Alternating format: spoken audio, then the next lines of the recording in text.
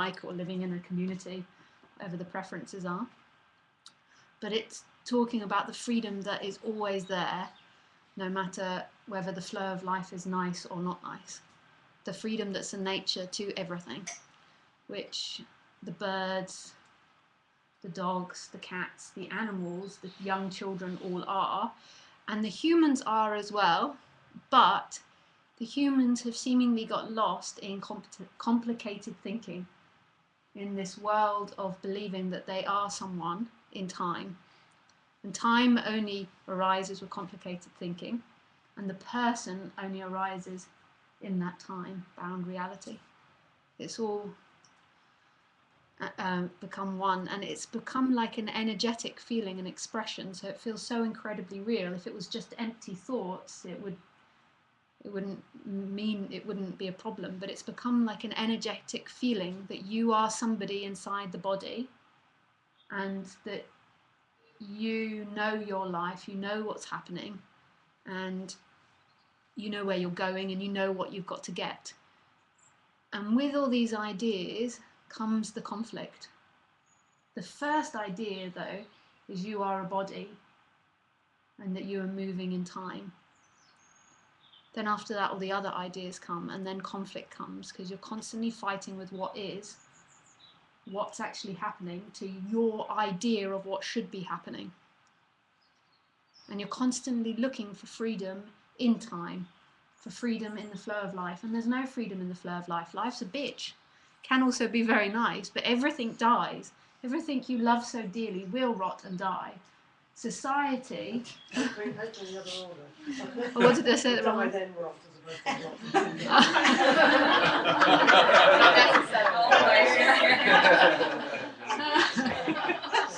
Yeah, let's hope you die first before you rot.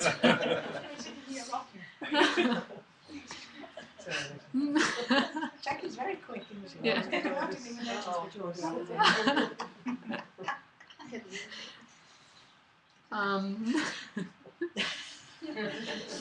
And society and the human race are always trying to paint this beautiful picture of the flow. That you've got to get this beautiful picture, this beautiful happy ending. Like in films, we're obsessed with the happy ending, and I don't know if any of you guys get it. I get it. I'm like, just die. don't love her. It always is the same. Have any of you seen Gravity? Have you seen Gravity? It's such a good film, but there was points in this that she's really fighting to survive, and there was points where I was like, just die, just let it go. She was determined to get to the ground. I think there was a point where she thought about wanting to die, but well, she thought she hadn't. My friend Paul at the same, we didn't speak, but he was having the same feelings. He was like, oh, come on, Hollywood. I think you would die in that situation. But society's always painting this picture, and it's getting more and more intense in the Western world, this advertising, the TVs, the film, of this perfect life in the flow, and it's impossible. It's going to be more than likely a life of half pleasure, half pain. Some will get more pleasure, some will get more pain. But that's it. The flow of life is in opposites, and it isn't this perfect picture. It's gruesy and bloody. In order for these bodies to survive, other things have to die. It's not a pretty picture, the flow of life, always. It can be really beautiful as well, and really lovely stories. So this person gets the idea that happiness is found in the flow. Happiness is found in what's going to happen in the future, in what I describe my life to be, what I think of myself to be. Happiness is me being a nice person, in me being a compassionate person, in me having a good job, in me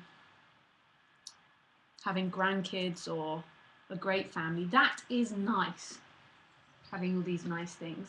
But that comes and goes and is always changing. And it isn't what you're looking for.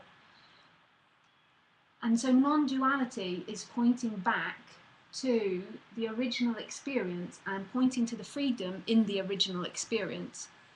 The original experience, which is also the dreaming, but we're just going to have to leave that bit out for a moment while I try and explain this. The original experience begins to get quite funky, because in this moment, right here, right now, where is you? In this moment, where is this world? And where are all these things that you've been dreaming of? And it begins, and is it actually happening, this?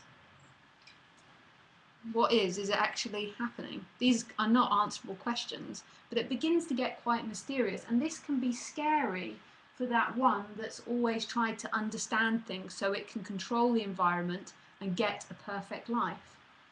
Because actually, this is very mysterious. I mean, why the fuck are we alive? Why is it happening? Why all of this? It's a bizarre world. Why war? Why peace? Why growth? Why tree? Why kids? Why bodies mating and then kids being produced? It's all odd. But the person has tried to make it sensible and sane, and then tried to control it and manipulate it. And it believes that it has free will and it has choice and that it exists separately from everything else and can do this. And it's like,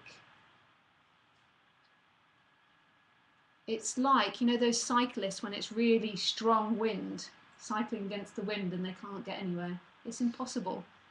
You can't control what's happening. What's happening is always what's happening. Or it's like a cyclist going up a really steep hill.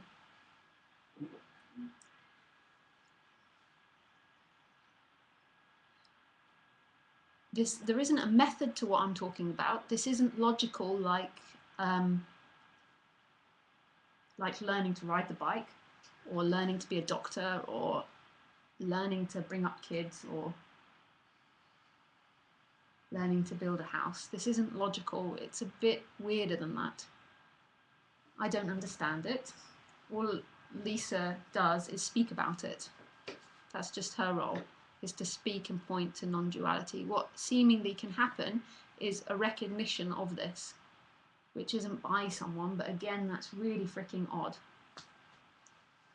It doesn't really make sense, does it? So this isn't that you're coming here, and I'm really sorry that I charge for these things, and you're learning something and getting something. This is a remembering of, that's not even really a remembering, but it's the nearest word I can find, of the emptiness that's here and the freedom that's here, and the fullness as well. But humans are pretty into the fullness of it all. They don't want to know the emptiness. This, and remembering that this is what's happening. This is it. The joy is right here. Screw what's happening tomorrow, or the mortgage, or the da-da-da, or whatever. I mean, it's all going to go wrong in the end. It doesn't matter. Cheering us up. Yeah, we're going to lose it all. This is what's happening. This is it. And this is the freedom. What's actually happening? Bum on seat, light on face, or sun on face, or heat on face. It's not even heat on face, but this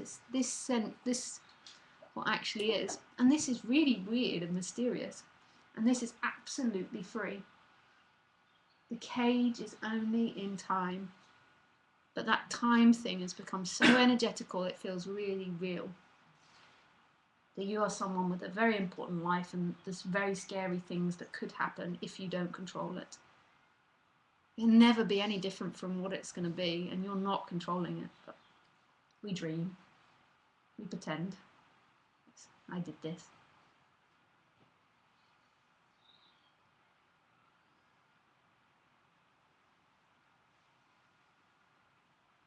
It's still coming in the introduction. We're just having a little break.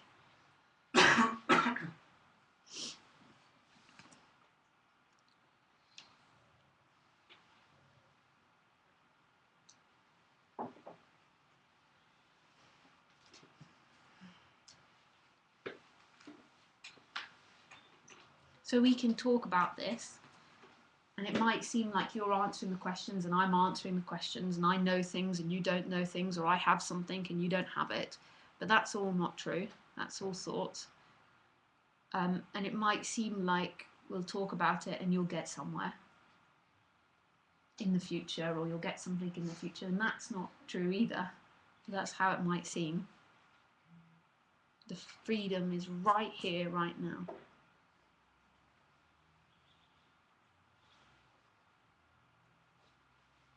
And it's amazing, the joy of meaninglessness. I just made that word up. Meaninglessness. The joy of no meaning. It means nothing. This means nothing.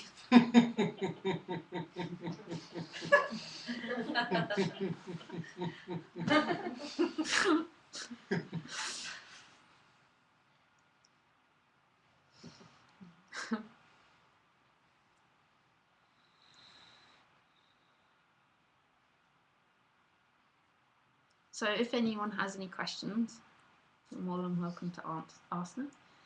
And if anyone has any questions on Skype, you can send me questions through Skype. My Skype's Lisa Cairns 12. And you can call in. I might not hear it, so I'll call you back if you call in.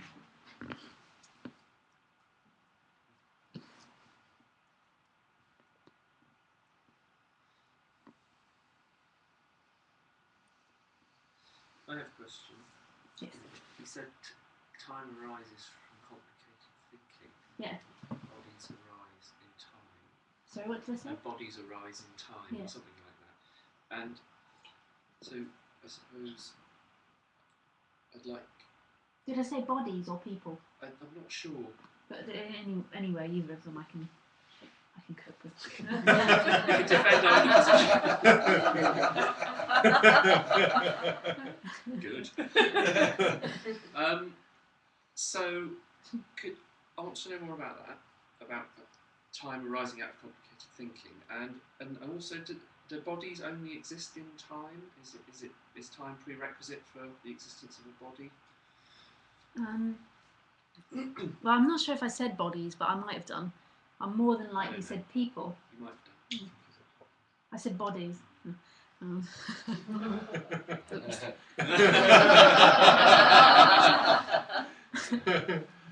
Well, without time, without complicated thinking, there is no time, because time is a human concept. Because Tony said time was real and unreal.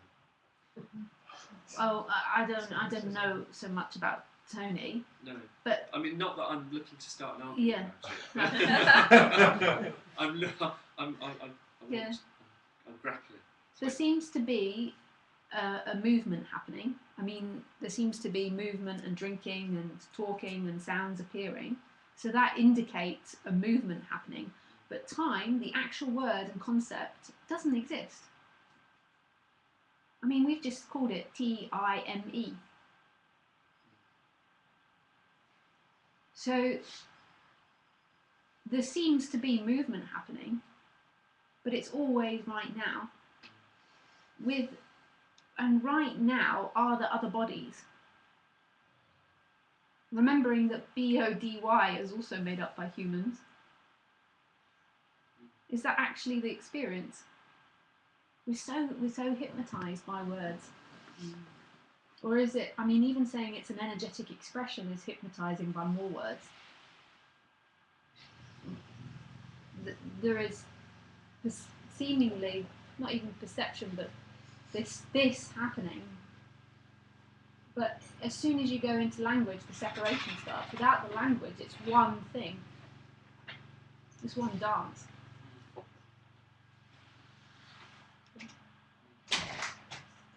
But there does seem to be movement happening. And it's pretty funky though. We can break down that movement of how it's happening. It's happening by lots of images and ideas. Yeah. There's for sure this not moving side as well.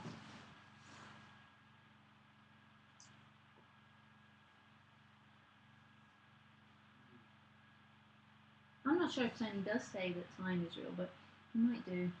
Well, I asked him when he said that. He sometimes says different things, but yeah, I suppose he does. I suppose I'm interested because apart from mind wants to. That's it. It's not your sat nav, have you arrived?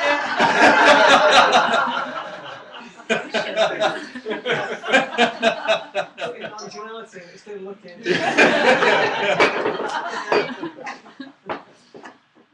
My mind wants to make time into almost a physical thing, or something that has a flow, or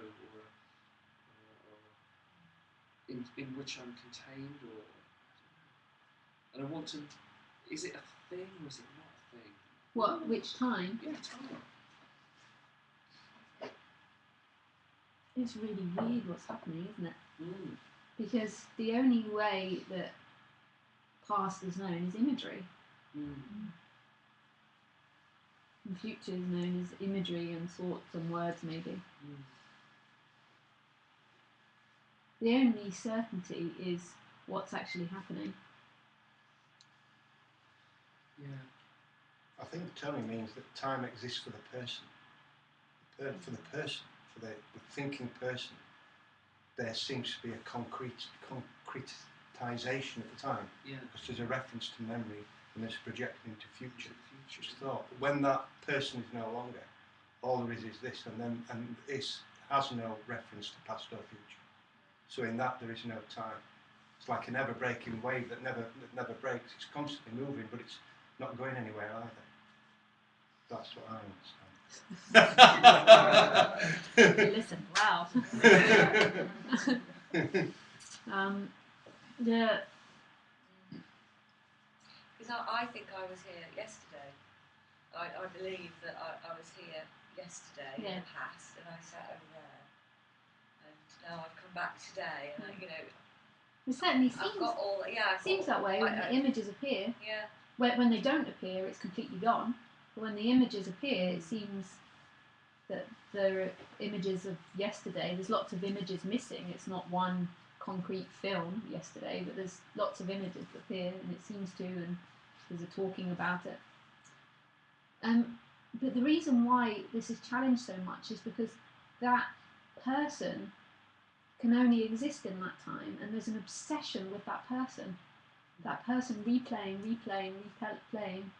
like all these concepts really, none of them are true or right in any way, but the obsession that person has about itself in time, it's constantly living past, future, whereas time was only, for humans, a tool that was to help with hunting and gathering and mating and growing.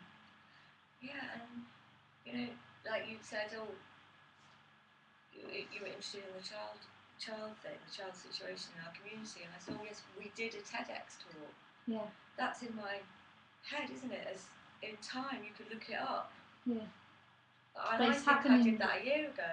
But it's always happening right now, all that imagery and that conversation. And it's amazing how it just carries on, talking about that time-bound reality, but it's not a reality. It's always appearing right now. This has always been the freedom. What's actually happening? It's always appearing in this. But even those images of the talk would be appearing, if we watched it, would be appearing in this. Yeah. Mm.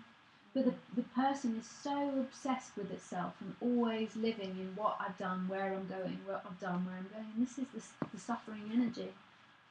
When that collapses, time's then just a tool, or it appears when it needs to appear for functioning. So can you tell me how Lisa feels about the fact that she was here yesterday? Yeah. How does that differ from what because I think I'm a person? Yeah. Well,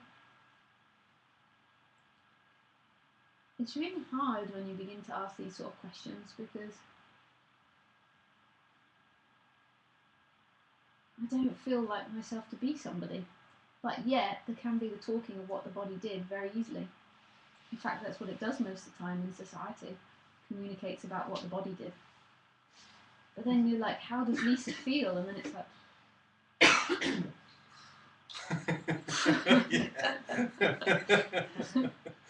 like, who? Yeah. But the body can be described quite easily. It's like the how are you question. Whew, you just say, yes, good, thank you. But that's really confusing. How are you? what do you refer yourself as? A feeling or an emotion or an idea? But the body, the talking about the body does is very easy. The body did this, the body did that. Sometimes it's forgetful and misses things, but it's a very easy thing. But when you start asking about how do you feel or how do you relate to it, it's like, because the you isn't relating. there's just seems to have been this part that's claiming things that's fallen away, that thought that it was relating to the world, that thought that it was something or something that knew things about itself, was constantly, I suppose, looking at itself, was constantly projecting an image of me in relationship with others, or me doing this, and replaying these stories. And it's kind of very energetical, and it feels like it's coming from here.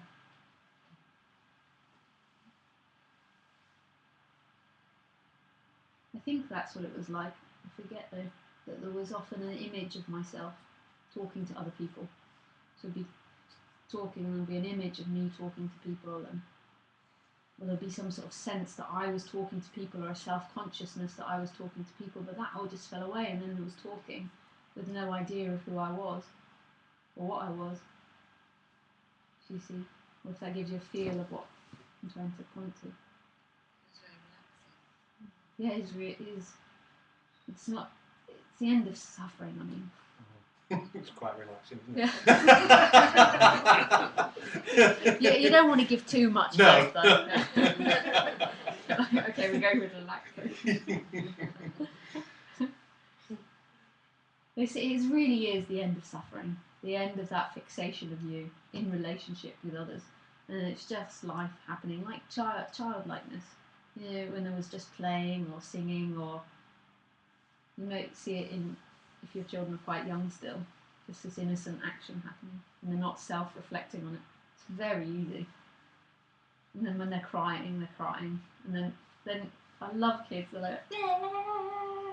And then you change the subject and like, oh yes please, yes I'll do that. And then they get reminded of the thing that upset them.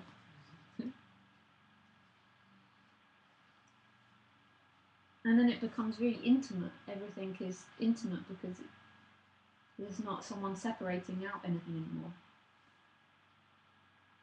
There's an intimacy with everything, like you watching your kids. And there's crying, there's full-on crying, there's nothing else but crying. And when there's shouting, there's just shouting.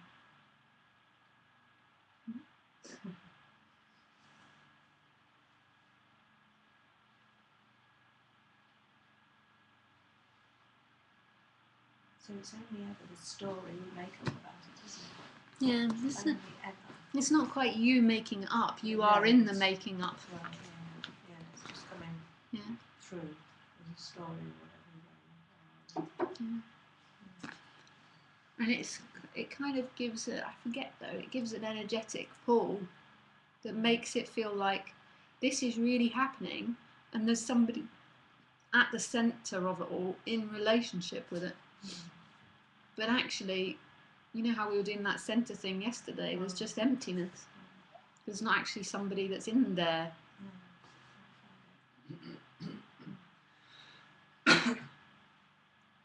It feels like I'm doing a lot of planning at the moment. I've got 3 different businesses, very, very small businesses.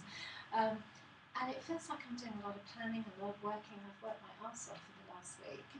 And part of me is thinking, well, is there, what is doing this? What is happening here? And do I have any choice about what direction my life's taking? And do I want to actually just go and lay on the beach in India? You know, this sort of thing. And what am I doing all day? And all these thoughts are coming to my mind. And at the same time, I'm holding this kind of semi-understanding, you know, that actually there is no one there, and that there is nothing happening, and there's nothing to do, and that all there is, and I'm finding it it's this flip-flop thing that you talk about. I'm finding it really quite difficult. I'm going from, yes, I'm really going to go out there and get all this done, and then to like, oh, what's the point?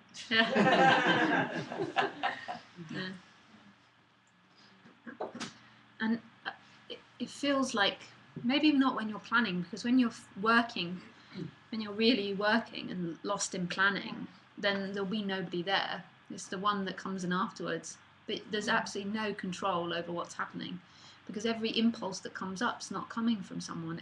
Every thought, even the thoughts that are saying, I should be laying on the bed on the beach in India, this is coming from the nowhereness as well. It's not coming from someone with direction. There's someone appears in that thought and that urge. So the me at the moment feels very, very not knowing what's going on at all. Yeah, and it becomes the body, the functioning of the body can sometimes become difficult, because when there's not suffering there, the planning, the doing will be very easy and natural, and then when the person comes back, it will start questioning everything, and then all that energy will go. So it will be a very not dysfunctional, but because of the flip-flop, there's not a stability there in the character. No, not at all. So the planning might become difficult, not in all cases, because then when the person comes back, that will feel like the wrong thing to do. You'll start imagining something else, which you cannot help, and that has to play out, that energy of imagining, why am I doing this? What's the point? All those sort of things. It's not you creating them, that the you is in them. In that drama.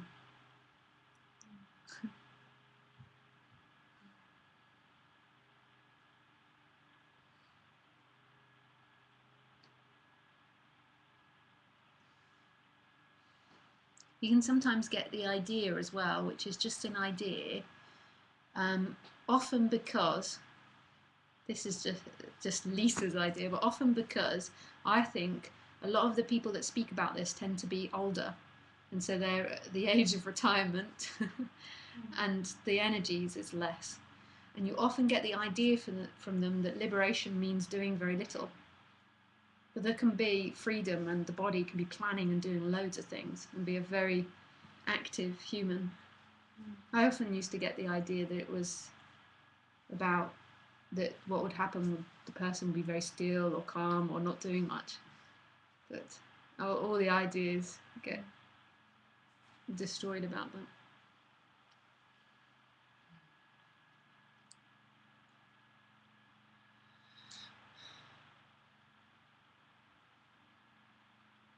I think this is, but I think this is why I will listen to you, because A, it makes me feel really well, and B, is that it's completely changed my concepts of like guru, because of this is what I feel real life.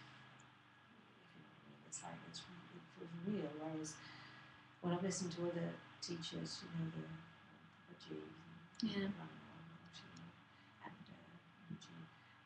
They're there. Yeah. You're not teaching this. I mean, this is bonkers. Yeah. And it's and it's very normal. Normal. It's very, and you feel very normal, and Tony does too, actually. Yeah. Because he's very approachable, and because when it's separation, and it's that they're there on their pedestal, and yes, they have their you're here, and this is why I love listening to you. And they're perfect place, these teachers, and Yeah, it can be a perfect. really romantic story of gratitude and them being higher than you and giving something to you. Yeah. But that obviously has to collapse. Yeah, absolutely. And in what they're saying, it has to collapse, because they're not saying that. It's just how we're hearing it. It's, we hear and perceive and see what we want to. We want to adulate. And it would happen to Lisa if there was like hundreds of people coming. You'd have to put the chair on a higher thing so everyone could see. Yeah. Because I'm too lazy to stand like Tony. So I would be on a higher chair and everyone would be like, oh. And you don't know that's not going to happen. We don't know that's not going to happen. So it's great to have you here. While you're not up there on your grab your quick kids here. Obviously, that's what happens. I know that. We really don't know what's going to happen. No, and if I had a preference for wearing very little clothes and it was hot country, then that would like Ramana. That would become a thing. Like that's a special thing. That's the way we should be. Yeah. living in a cave. Yeah. Okay. Yeah. Yeah, it's just all perception, isn't it? And it's all pointing back to the dropping of any idea of that.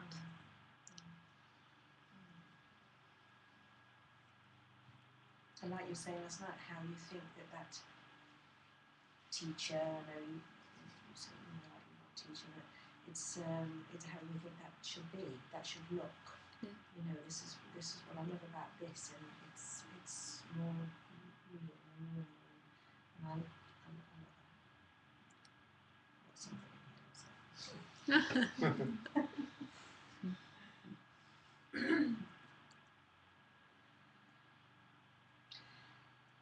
I have a feeling we don't really have choices, we just go. It seems to me that in my life things are beginning to just happen. I almost don't know what's going to happen during the day, and I'm open to going with that.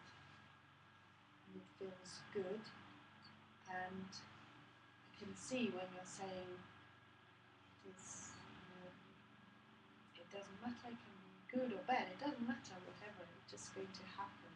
Yeah.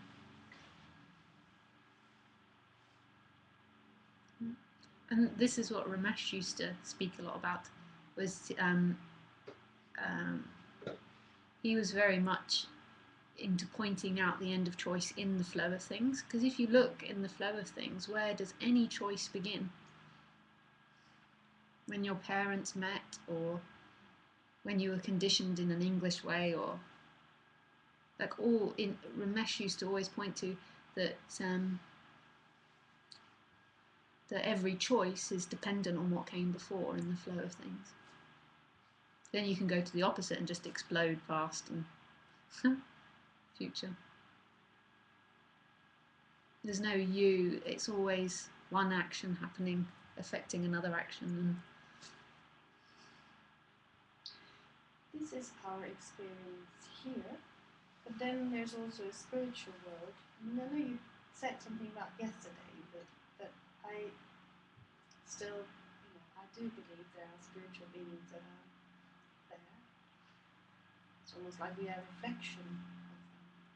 Can you say something about that? that might be the case, but it's still appearing in beingness or aliveness or whatever word you like, consciousness or one, energy. It's all that one energy expressing itself.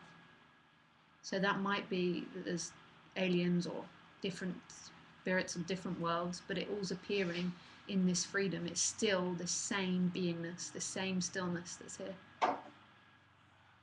Or aliveness, whichever word resonates. That doesn't change.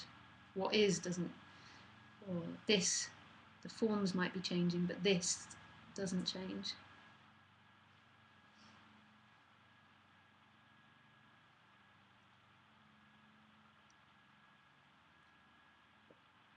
I don't hear you talk much about, or use the word. I mean, I hear you talk all the time about God. Oh, okay. Because it's good. Because I know some people, some of them, maybe that's why it's dropping away. There's I don't know, someone else.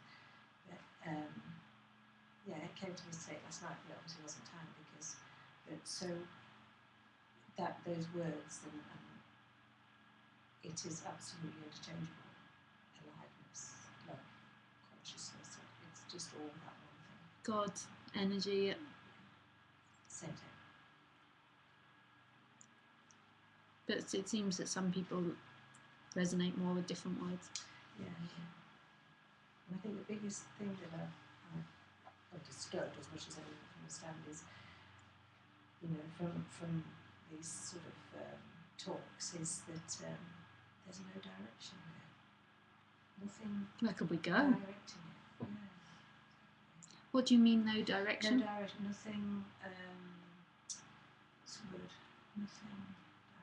Scripting it, nothing organising it, and yet everything is organised. But there's no one thing organising, but it is only one thing. Yeah. But in the flow of things, it does seem to appear in logic and cause and effect, like one thing comes after another. But in the actual experience, everything's appearing from God or mystery or nothingness. it's not even quite appearing from, that's a bit of a lazy language, but it is that no-thingness, like God, which is not a personal director, it's not a mind directing it or an intelligence directing it, but that's the actual, like, it comes back to what's happening. Where is all of this coming from right now? Emil Bear. Mystery. It's not coming from someone. And yet there's a real sense of it. You know, you can, I don't know, I'm sure there's just a real sense of it, just sensing it. And it is like Groundhog Day. I was saying to Mark this morning, it is like Groundhog Day. I've seen the film. It's like, it feels the same, like you were saying, Leila, this now today, except with its light and like all the dim lights on and stuff, but it feels the same as it did last night. Yeah. And you know, and it feels the same when I'm just in here washing up or cooking dinner. It feels the same. There is something so ordinary and intimate about everything. Again, It's the same. and it's just the trick to it is just forms are appearing and disappearing, just seemingly taking on different forms.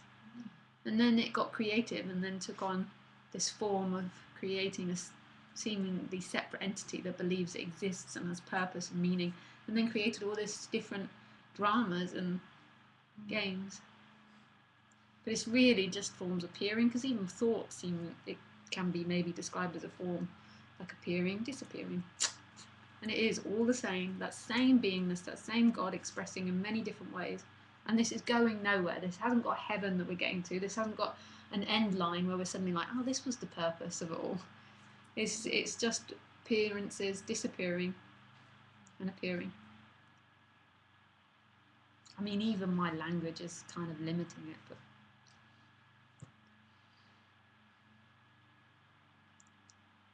I love that. It's got no meaning. That's hilariously funny. That is so cruel and so beautiful. It's got no meaning. The flower grows because the flower grows. I was with my brother recently, and my brother is not interested in this subject at all. Occasionally he'll speak about it with me, but the answer that he gave me wasn't because I'd spoken about this with him. And we were moving house for his friend, and I didn't mean to get involved, and we're lugging all this person that I don't even know's furniture around. And then eventually I said, why is your friend moving? She had a nice house. And he just looked at me like I was an idiot and was like, because she is.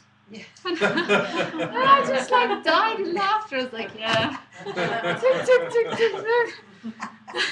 No meaning of putting this person's furniture, don't know them, don't get a dinner at the end. Because she is. Oh yes. I told you. Yeah. It was great. And he wasn't being ironic or funny because of what I speak about. He was like, well, she's moving because she is. Just shows you we all know everything, we just think we don't. Yeah. They all know nothing.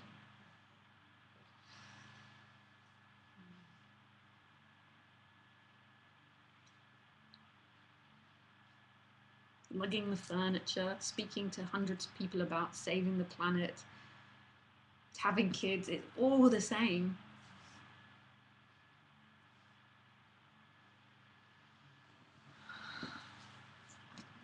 This can feel depressing to that one that has an idea that this is going somewhere, to a big bang, and God will reveal itself and you'll be in heaven with a mansion or whatever.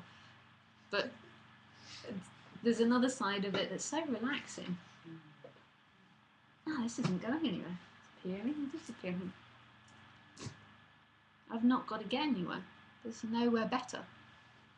Takes some pressure off, doesn't it? Just the experience was always enough, or just what's happening was always enough.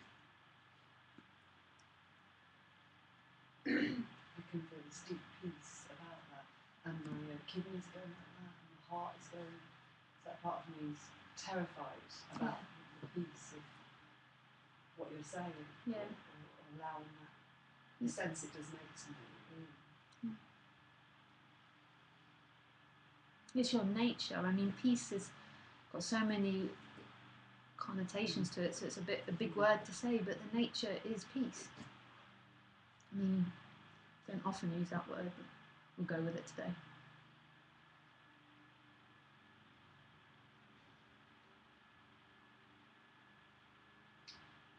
and the resistance I experience, I do feel like this I is somebody that goes through life with the brakes on. Yeah. That's what I experience. So there's nothing I can do about it. And I kind of need it. So It might, but it might also be when I mean, there's not really somebody there. So this is a bit of a fantasy, but when the person falls away or that separate entity falls away, the body might still be that careful body that's quite slow and taking time. Oh, we shall see. Oh. So careful. Just out controlling. Oh, Which is actually very busy and fast.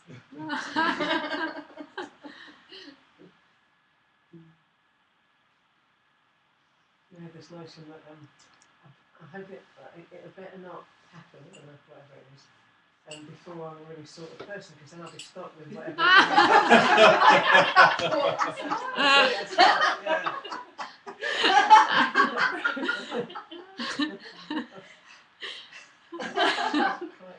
I had the opposite thought.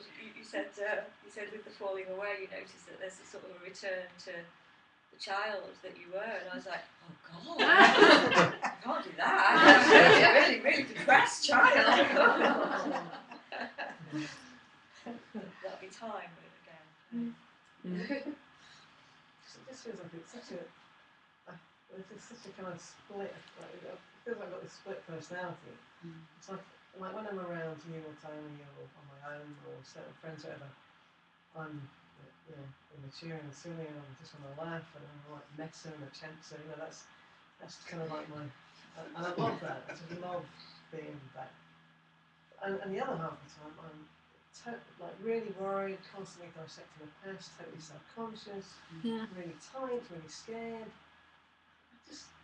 I mean, it gets really hard. Yeah. Like I know every time I go home from a Tony weekend, it's just been like, I feel so free and open and like just so relaxed and so happy with who I am and just like sitting here like I'm so happy.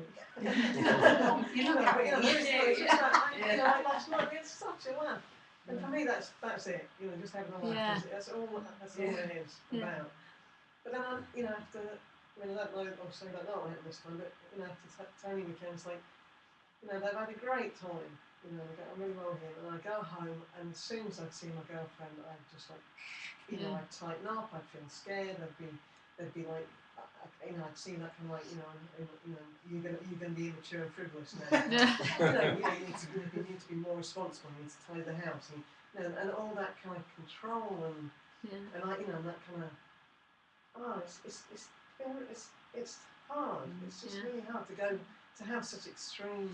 The flip-flopping, it can feel like madness sometimes because the character changes so dramatically. So then you're trying to relate, the body's trying to relate to other bodies, but it's changing so dramatically. So other people are. Yeah, and I get that. It's like, you're totally unreliable. Totally. Yeah, you say you'll do that, and then you don't. Yeah. You say, well, I've changed your mind now, haven't I? And I would love just to live like I fit. I want to be like I am now. Just because I'm totally happy and relaxed. That doesn't feel sustainable. But what will begin to happen is that one that is even making any efforts to get out of being that contracted one will dissolve, and it's not that the contracted one will be fully accepted. Again, I sound like Jeff Foster. It's like, did he come from up north? He's come in. It's not about you accepting it, but that one that resists it in any way. Like yesterday, I was saying about failing at everything. It's like the fuck up, or the one that doesn't do it, or does do it, or worries. Just is like, oh, there they are again. Here, up and down, it comes and it goes, it comes and it goes. And then in that, it can be this collapse of that. I mean, it's all going to collapse in the end. Nothing's permanent. I think that is happening. That definitely that not really caring is kind of happening. of course that gets, that's not approved of. Yeah, But yeah. then but then I don't care about that either. Yeah.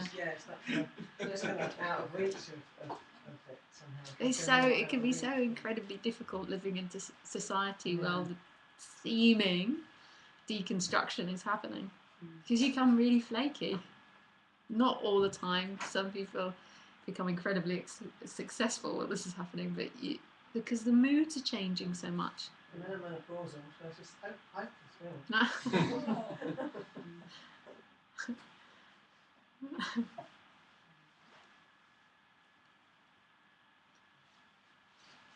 I loved ages ago, I heard you say in videos, oh gosh, it helped me so much, where you said that,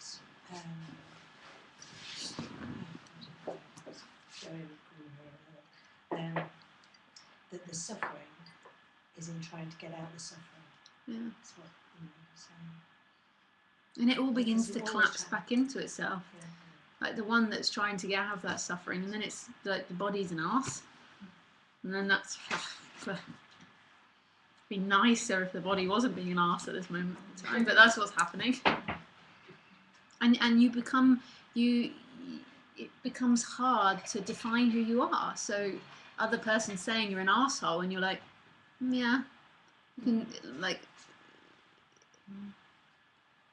you've not got a strong position of what you are, so it's accusing you of all these things, and the fight goes.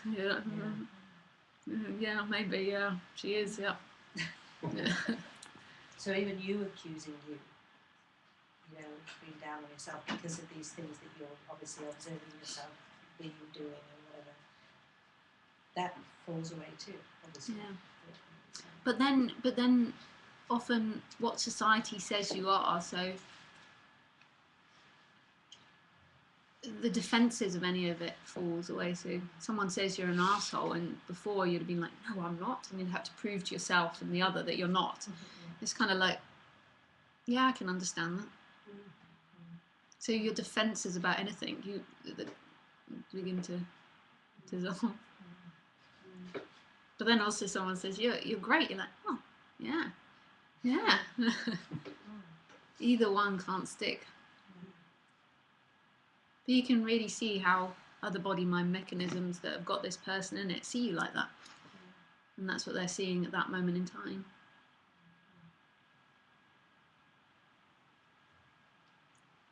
So because even if you're being nice or good or whatever, people say that to you, and you really do. Yeah. No, I'm not going to do that. So even that, that and it feels like war. It feels like war within you, that they're not right, accepting compliments and things like that over the years, or the opposite, down on yourself, and it's like, oh God, it's just so exhausting. It's so internally exhausting, all of that. And it's so lovely to, to sort of be there and be more. We're so fixated on who the other is and who we are. So, what the me is also doing externally, like constantly fixated on what the other person is and what they're doing and who they are. Are they nice? Are they bad? Like we've all most probably said to our lover, I've come to the conclusion that you're a really horrible person or something like that. And of course nobody's a fixed thing. But you're like, and in that moment you really believe that they are a really horrible person overall. And then the next minute it's you're like, I'm the horrible person.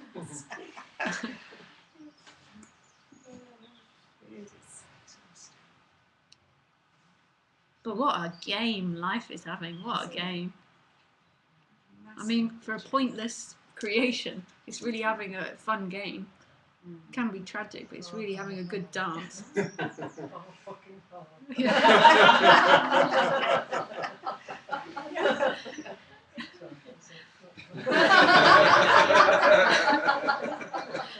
Like, considering this has absolutely no purpose, there's no meaning to any of it, it's really having a good old juicy drama.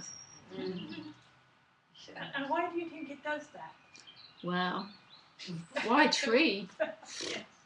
Why but flower? It's so frustrating, and I'm finding now, this morning I was so, anxious and everything, and now a part of me is rejecting everything, and saying, what's the fucking point, you know, and then trying to hold on to things, or maybe if I try that, like with a while I've been trying to watch Thought, you know, Scott Killoby, and that, you know, going to watch Thought, you know, and I thought I was getting somewhere, you know.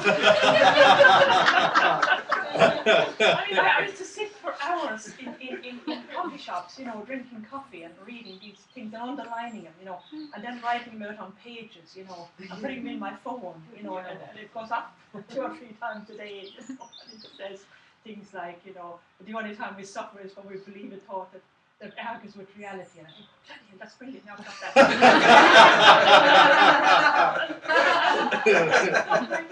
and we never thought I'm not here. You know, but it's fucking useless, isn't it? You know, I'm sitting here like, what's the point? Why don't we all go to the nearest cliff and jump? I mean, my story is to be an absolute shit, you know, alcoholism, apparently, you know, eating disorders, you know, bone density, all fucking loads of shit, you know what I mean? Can't find a girlfriend, you know, never been in love. Can you hear me? You know what I mean? It's just absolute shit.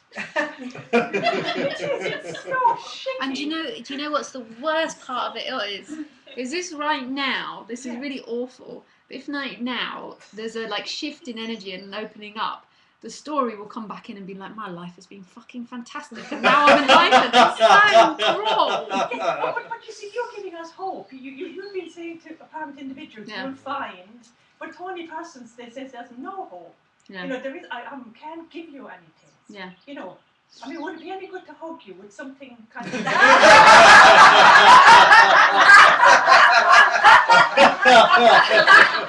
drink your urine. That's just your clothing. That's we don't actually need to hug you. Perhaps you could just touch something. DNA or something. But it's so...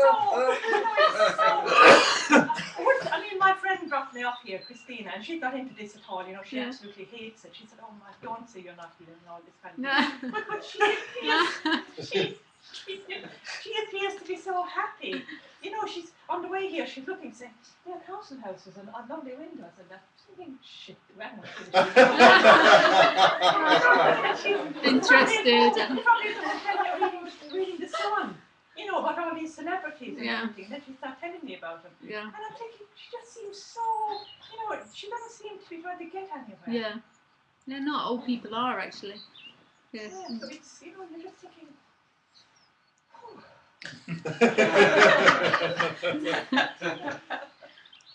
It is all hopeless. that doesn't help. No. Even that. But it's actually, I mean, even really, the idea of hopeless is even beyond that, because that's just the opposite to hope. But we're trying to point to that the hope's an absolute lie. That you hope that you're going somewhere. Where are we going? But here, more forms appearing and disappearing. Oh, but I don't feel I'm trying to get anywhere. There's more. Energetic discomfort. Yeah, and there's more. Oh, this is okay. You know, I was into Catholicism and all that shit. You know, like I'm recovering from Catholicism, and you know, like you know, trying to get to my prayer. And I used to meditate, and I went to India and nearly broke my back. You know, sitting in the lotus position. and we had This is from being Catholic. Well, there was this lady sitting behind me. This lady, Samarkand meditation, and she said, "You're too tall. I can't see Guru. I can't see Guru." And I said, well, he didn't say it was about seeing me, about the energy. And then I went to Hare Krishna and I chanted the mantra. And then my father died. And then I was told that if you ate meat, in the next life you'd be eaten by the meat you ate. So I thought, oh my God, my father just died. He's 85. He'd be eaten by a pig because we used to have bacon.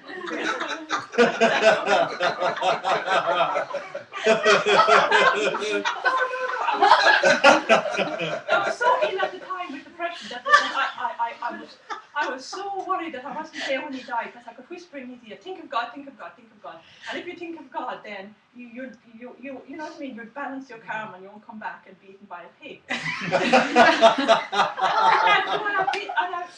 And now you see Hare Krishna in Leicester City Centre, I think the fuckers, you know, that's Hare Krishna, Hare Krishna. I just want to, kind of maybe throw a bucket of urine over it.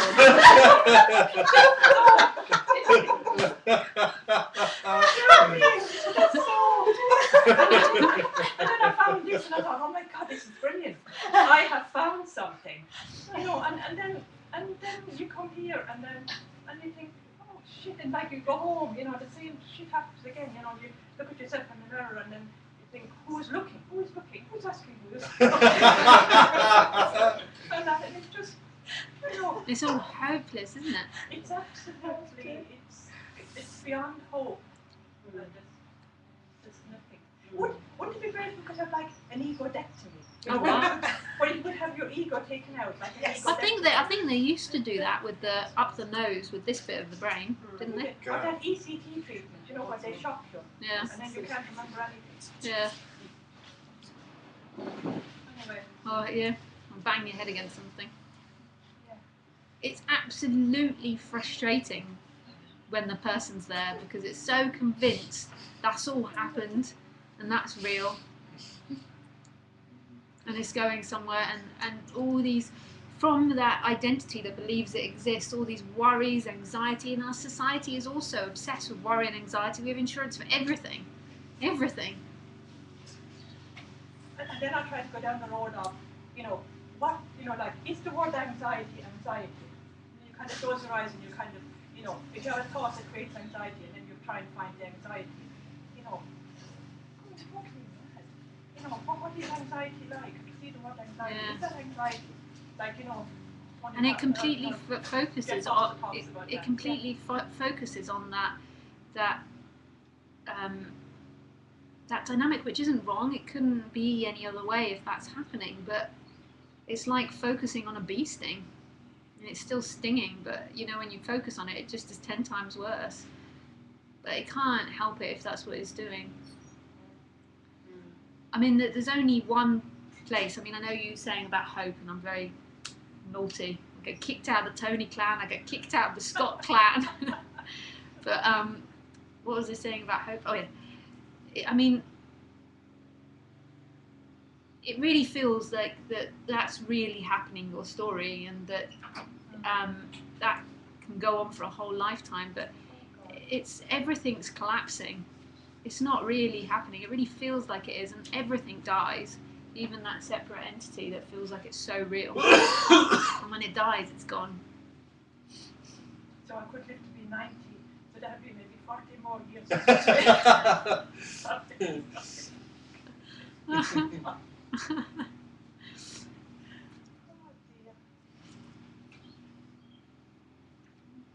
But you certainly could have a career as a stand-up comedian. I mean, like if you did something like that at the sound conferences or these, that is just hilarious. The tragic humour of it all. Maybe actually not at the sound. They're still in the romantic hope of saving the world. I did it a tennis residential kind of sort of did a little stand-up routine. At the end of the residential. Yeah. Is it something that you do? Well, I had a bit of a stab at it, but I got a bit disillusioned because when I went to Ireland, I took part in this pub thing, and it was in County Kildare, and I totally forgot, and I told one of Tony's jokes about, about the Jesus joke, Yeah. The one where God gets out, Jesus gets out, and he's walking on water, and they said, "You're not Jesus," and he said, "I am." And they said, "You're sinking." He said, "Yes, because the water is coming up through the holes in my feet." And they were all drunk in this pub, and Paul went. So I didn't get through to the next time, so that's a bit of a... Yeah, I think it worked better in London. Yes.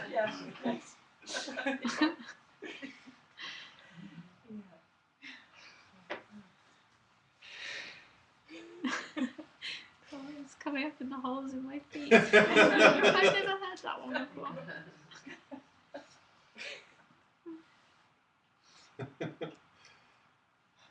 The funny thing from here is that because I'm seeing people flip-flopping a lot, and going back and forwards. It's really, I see this energy of the suffering energy, and then it might not happen there, but then a few weeks later, or maybe at a talks, they'll have an opening, and that suffering energy will fall away, but the me will come back and tell the opposite story. So it's sometimes very funny speaking with people, because one day I'm speaking to them and they're telling me how awful their life is, and then the next day I'm speaking to them because they've had this opening and they're suddenly like telling me how wonderful their life is and that they're enlightened now. But it's amazing how convincing each story and each moment is, and they completely, and I'm like, do you remember a couple of weeks ago? And they're, huh? You know, a couple of weeks ago and you said your life was awful. Oh, yeah. And then they go vacant, like, me? I really have an experience of that, of going, oh God, everything It's perfect. It's perfect. How could I have ever believed anything other than this is the moment, and look at everything, and then within a week or sometimes an hour or a time, everything is dire, and it goes the opposite way. And then I can punish myself for going into the dire and not, oh, you had it, and now look, you've gone into that again, and round we go again, and there's this massive swing happening for a few years, for a long time now. But what I'm feels like a long time. What I'm now starting to notice a little bit of is there's an energy of a forgiveness, of yes, everything's dire, and that is how it has to be right now. And there's just a bit of a forgiveness energy that I'm starting to feel. It couldn't be any other way at that moment. Not be any other way. And being a story that flip-flops and goes from one story to another isn't a bad thing. Not being a fixed person that's always in this or always in that. Like whatever's happening is it.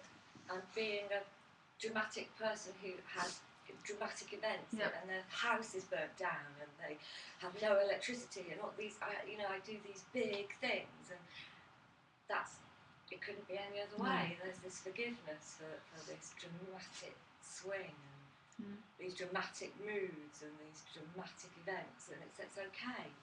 There's an okayness coming, which helps with the relaxing and a stopping. Seems to be a lessening off of a searching for what that means. What does it mean that the dramatic events happen, and what does it mean that I was up and then down, and it's trying to sum you up in some way. There's no summing up of a you because there is no you, but it's trying to make a big summing up. It doesn't mean anything, it's just what happened. It seems to have happened. I was reading the Course in Miracles a while ago, which really, really supported me and helped me through a very difficult time. But I noticed me trying to turn that into meaning and turn that into I would get to a place where and the searching and anything that this ego self seems to grab onto to put meaning into the event of now. It can make it, when it's doing that, a lot more exciting. When it's putting meaning, especially in a positive way, and the negative way, it's like, that's the price you pay for having put the meaning in the. I meet a lot of Course in Miracle people that are very high with it, with the God and the energies, and like a. I'm one for the high.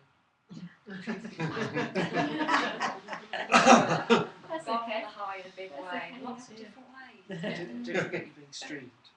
But they can't see you. I can. If any of you guys. Welsh. All of the leaders.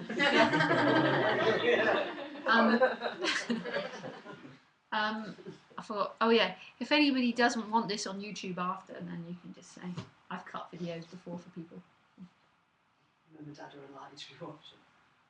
Oh, I've openly admitted LSD many a times on streaming recorded. But I really get that the high, and then I put the meaning in, and then you pay It goes the opposite way. The opposite's got to come then.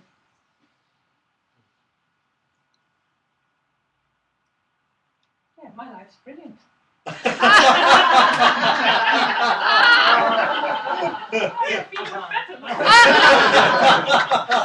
the energies have got to move. I'm remembering this when I was flip-flopping. I remember this, that I was so convinced by the story that was being presented in each moment. I was so convinced each time it came up, oh, my life's awful. My life's really awful, and I'd tell my partner how awful my life is, and then like an hour later I'd be like, woo, should we go for a pint?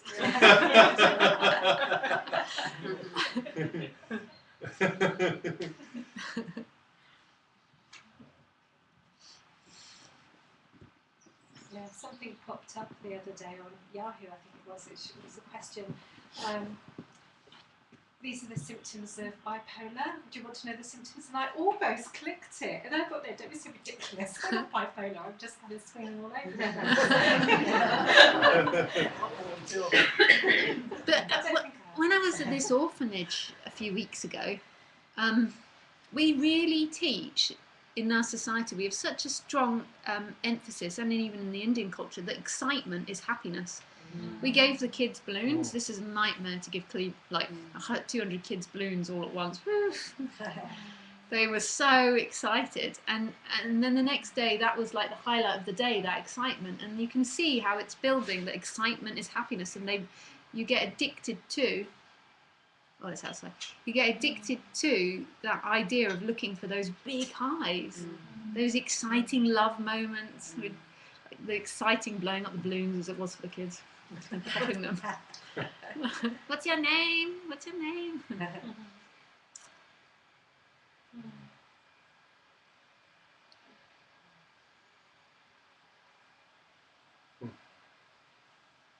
I know here I really did get sick and tired of the highs.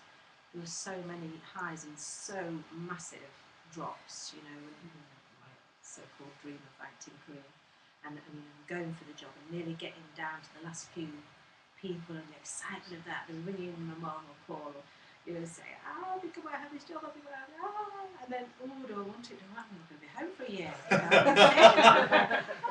I'm excited. Be happy with the performing and then oh gosh, but all the other stuff that comes with it, like lines, oh my goodness, so it's like that all the time for quite a few years, and as much as I commented that and I thought I wanted that, but actually He just wants what's happening. It's such an imagination, the idea of getting this job in the future, and my life's going to be brilliant. And doing that, it's like summing up so much and making it into a TV film. It is the whole thing, and you don't know any of it because it's just projection.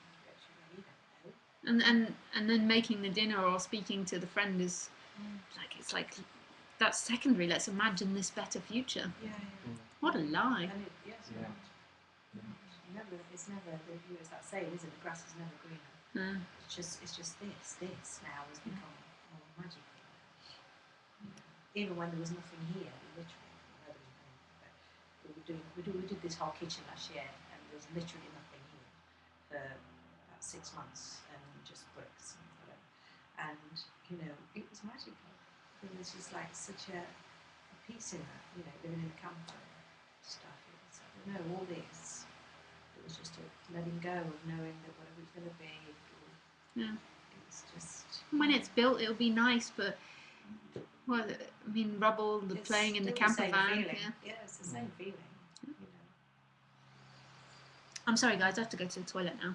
This doesn't mean you can all get up and run away and talk. This happens to me regularly. I'll go to the toilet and then trying to get back to the talk is hard. You can maybe make a quick cup of tea. Sorry.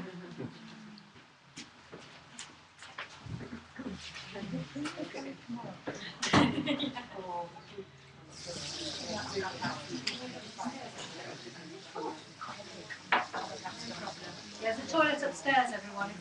It's first on the right.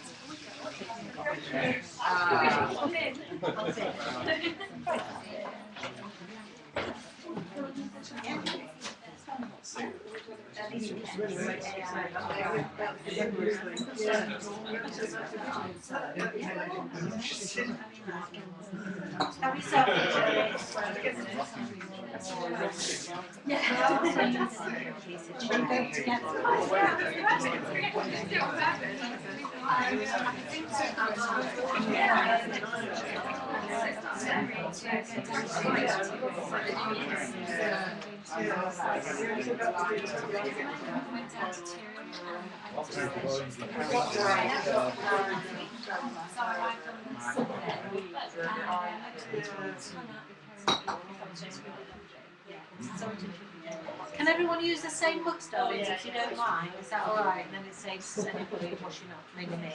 Thank you. And then Yeah, we went out there. so I was there. Yeah, we went from city to That's it, so cool.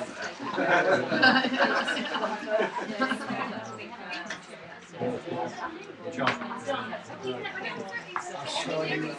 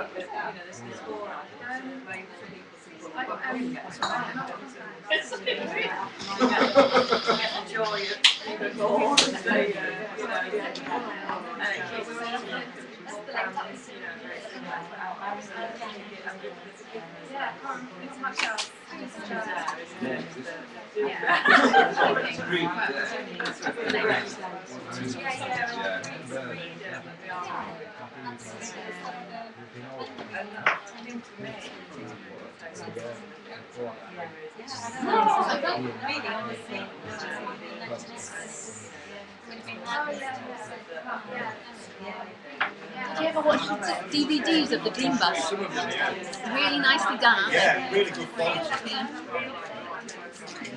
Boris sent me a link so I could watch all of them for free. Oh. I had to pay 25. I like the discussion at the end. I didn't go to the first day. Sorry? I didn't go to the first day, so I missed Tony, Tim, who was the other? Was it Jeff on the panel at the end? I can't remember, but that was really interesting. Oh, so you watched the first day? I liked the way they filmed it Yeah. and edited it. He had 2 cameras or something. Yeah. That was weird. What's in there? Is it some sort of green stuff? Yeah, it must look awful. It's banana, rice milk, cacao, super greens, spinach, pecans. It was meant to be cashews, but I by accident put in pecans. And dates.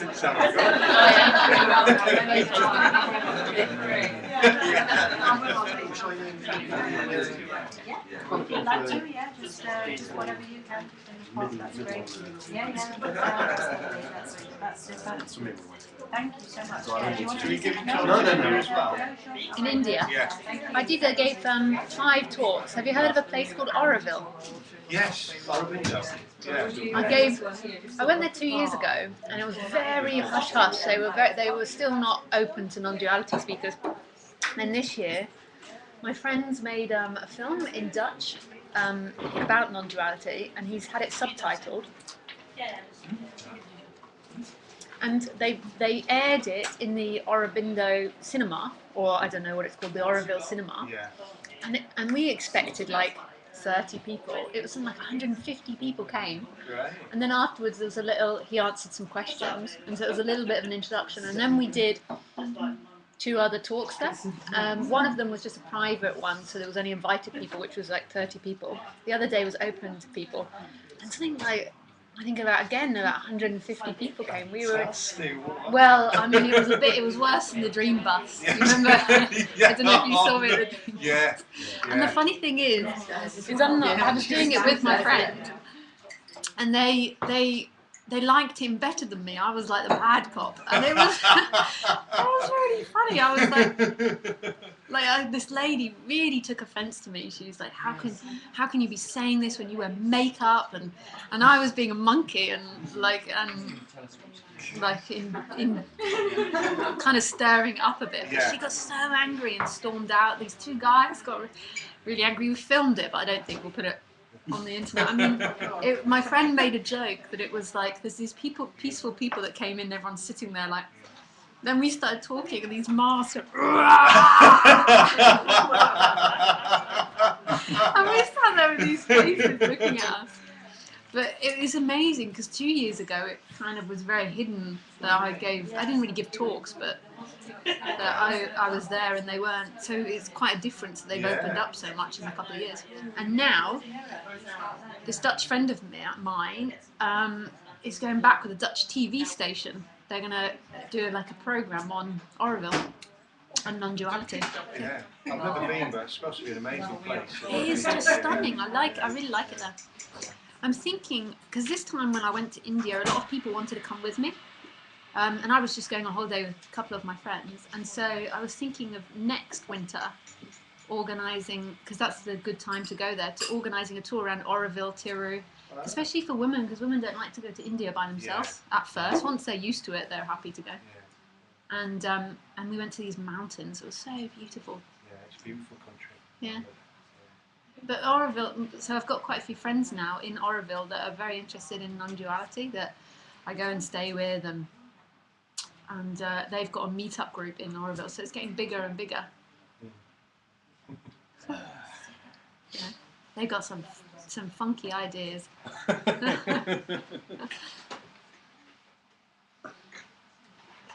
why do we do anything? Because it happens. First Doing happens. We think it's our doing.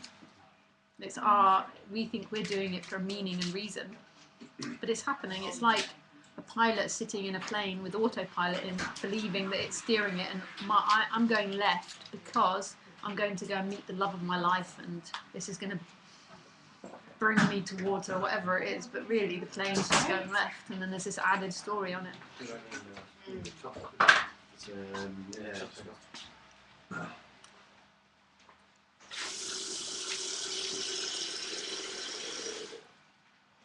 it just that we can't know why it is happening? Is it just that as humans? Yeah, of course you can't know. No. Yeah? You can't act at it as humans. Not as anything.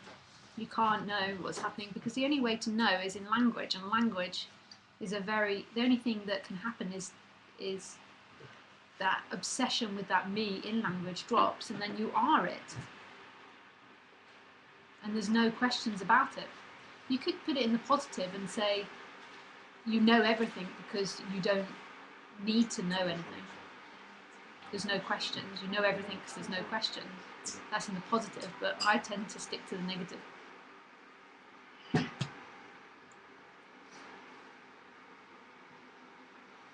If you don't have any questions, then of course you know everything.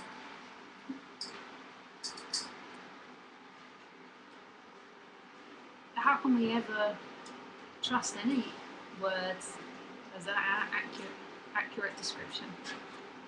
For practical reasons they are, but for anything greater than practicality. I have no problem with that. I know that words are just Yeah. something that it's just they can't ever, will never, ever be able to go into essence because Yeah. they are just something that has been created in action that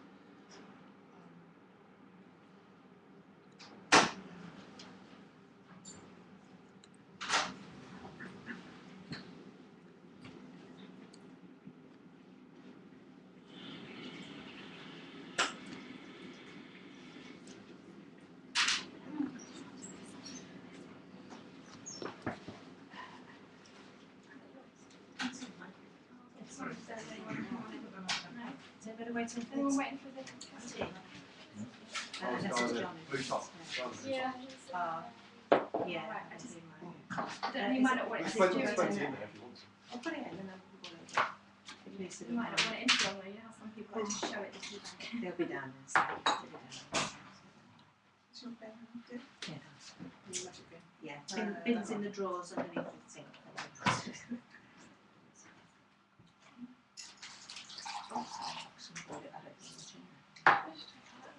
Well, enough. Half of that.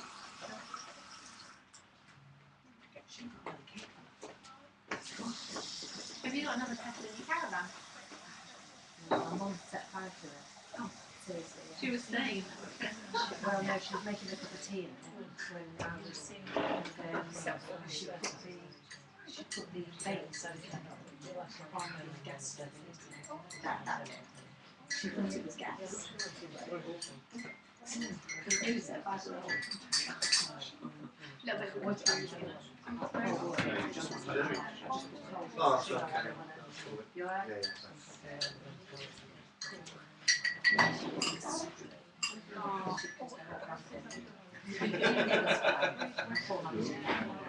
I noticed that she's been with Robert. Sometimes she gets confused with a few things. She does. Yeah, she's got a few sentences back to front. So that's like me. Yeah, yeah. I recognise myself in that too.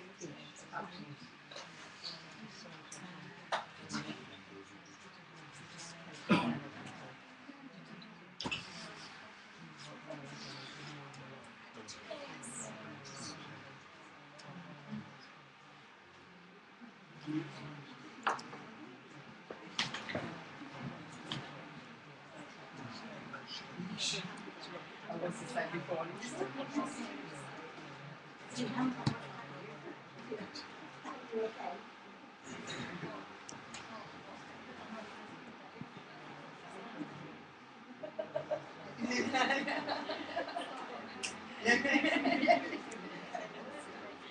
Commenting on it.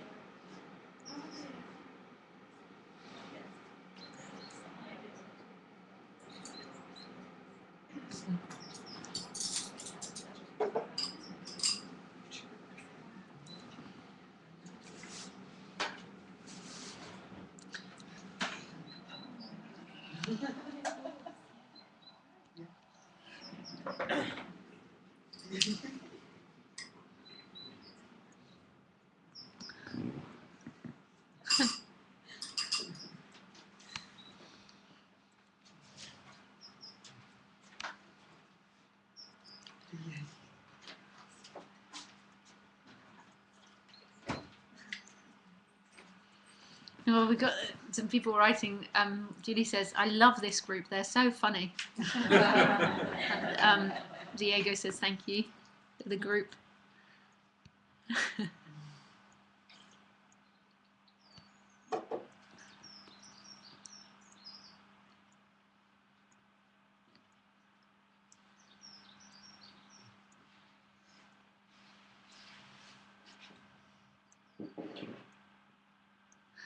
Yeah, and Caroline's enjoying the laughter as well.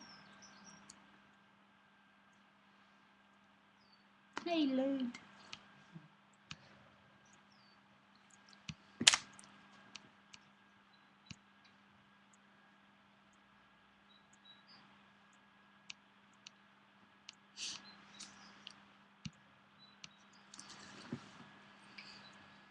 But no questions.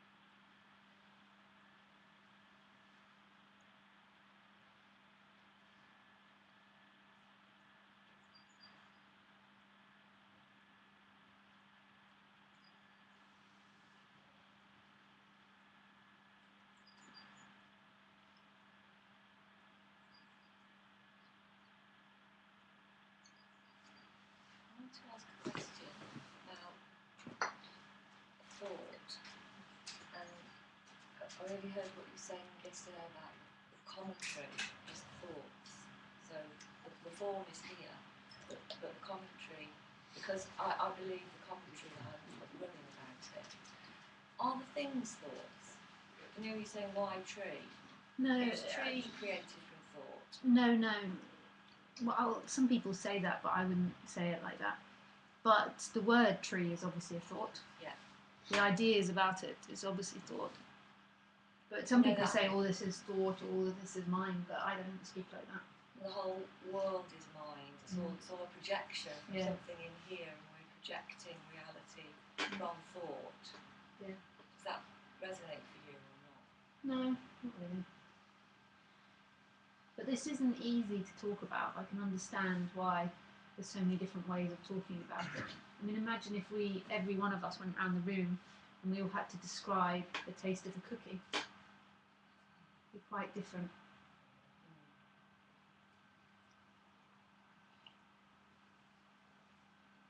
I'm quite glad to hear that, because I can get myself wound up in quite a lot of circles around whether I've created the tree quite right out of Yeah, awesome miracles. did I do all right with today? Out of your guilt or Out of the something. guilt, Yeah. if I created this out of my guilt, or am I in?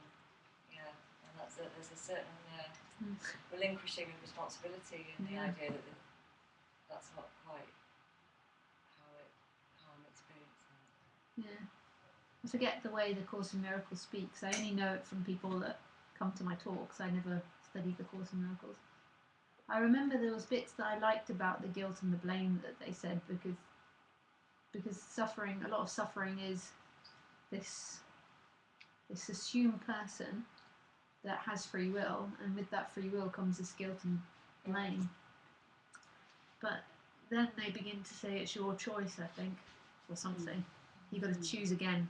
Yeah. That's it, choose again. That's it, yeah. But you can't really choose. No.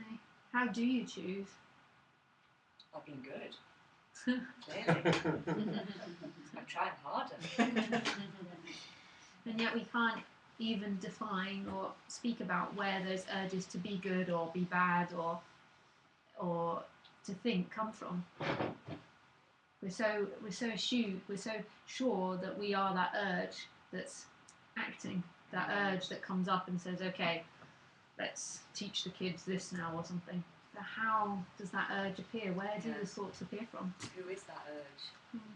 The you's only ever found in the urges and the thoughts. The person. There's not a person below them. Yeah, it's like it's the other way up from what I thought. Yeah.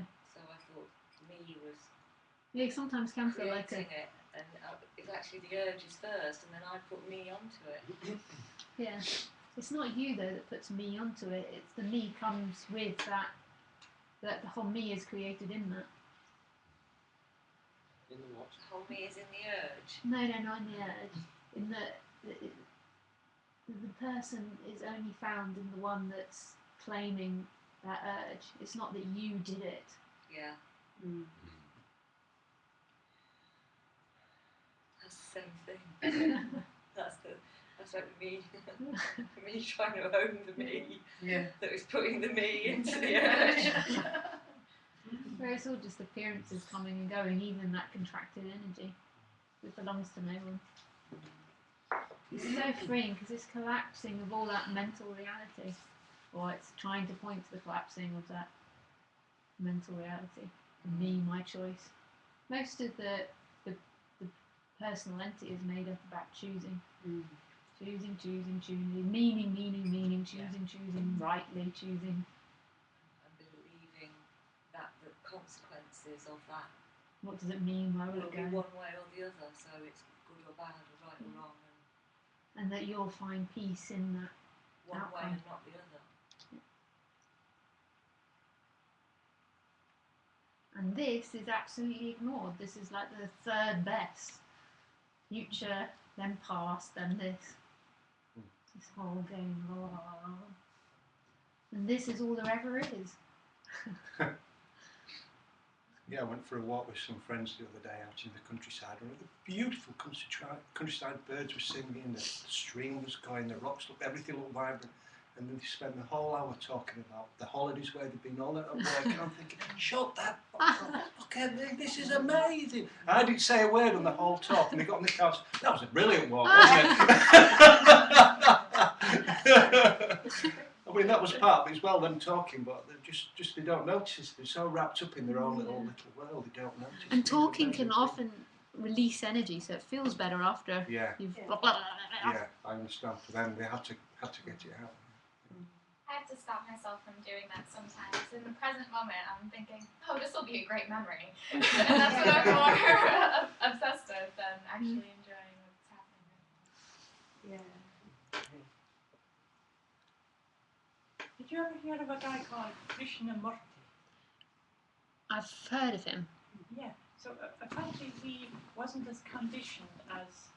Oh, he never had a person when he was born. Yeah. Yeah. I don't know why I brought that up. Kind of a useless bit of information if it gets quiet in the snow. You can talk about it. Well, I don't know anything about him really. I just know the physical body, what it looks like, and I've heard that story that he. Yeah. Oh, so he never sort of comes. No. He was. There's two. There's the J Krishnamurti, and then there's a UG. Do you know which one? I think it was J. The one that was born, the older one. Yeah. Some connection with the Theosophical Society. Yeah, that's right. Yes. Yeah. I remember listening to some CDs and he was talking to these. Oh God, the Buddha. You know the Buddha, and the guy kept saying Buddha says, and he said, but Buddha isn't here. And they were saying all these things, and he kind of wiped the floor with them. With these Buddhists. Oh, that sounds more like the younger one. Yeah, Oh, the younger one. Krishnamurti. The other one, that J. Krishnamurti was the opposite of that because he was kind of chosen, had someone kind of trying to mentor him into it, and he ended up rebelling against it. Yeah. So he was sort of, it was almost the other way round. I think it's the other one, but only because of I don't know the other story about the other Krishnamurti, but I know that the Krishnamurti, who's the one who had the conversation with David Bohm, and it's a theosophical. Yeah. Longish grey hair. Yeah, there was a lady who was kind Yeah. of his mentor, and sort of tried to mould him into being like a spiritual guru, and then he eventually didn't want to do that, and so he kind of rebelled against it all. But then found it again, I think, somehow. So yeah. So Is this the younger or the older one? The younger one, I think. The Yeah. grumpy Well, one. it depends what era we're The talking older. of. Yeah, The so older. Like, well, The yeah, one I'm with picturing him with the long young grey man. hair. There was one of them with long grey. Yeah, but they both Yeah. had that, but Oh, did they? Oh, Yeah. There was that one. I quite like the grumpy one. He's pretty funky. Yeah. Is the grumpy one the one that was born with no sense of self? No, I don't think so. UG Krishnamurti was a follower of J Krishnamurti for Oh, quite a okay. while. Right. Yeah, and then he went off and did his own thing. He's always smiling when he's grumpy. There's a little bit of a smile there. Smiling grumpy, like Yeah. enjoyment out. Yeah. It's a very subtle little. I did watch him a bit a couple of weeks ago, and I was really surprised at how he was so very strong in his how would you put it, words in his explanation of this, and just really it's like okay it's just really weird. It's just whatever you need. Yeah. I heard, I didn't really know much about him till recently, and somebody sent me a video of him talking about time, and I really enjoyed it. He was talking about a clock, and this is really hard to put into words, and he put it into words so well. And he was saying he's looking, and it's not a clock at that moment. It's not him looking. There's just sight, sound, smells. Not even that. That's still ideas, but there's this thing on the wall that's just sit there, and there's no ideas about it. There's nothing. There's just what's happening. And then somebody says to him, "What's the time?" And then suddenly that's a clock, and then he says it's 3 o'clock.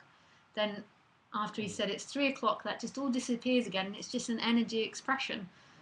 And the way it was really nice the way he described it all, even in his grumpiness. And he says nice things about that, like explaining the mystery and the intellectual thinking as well at the same time.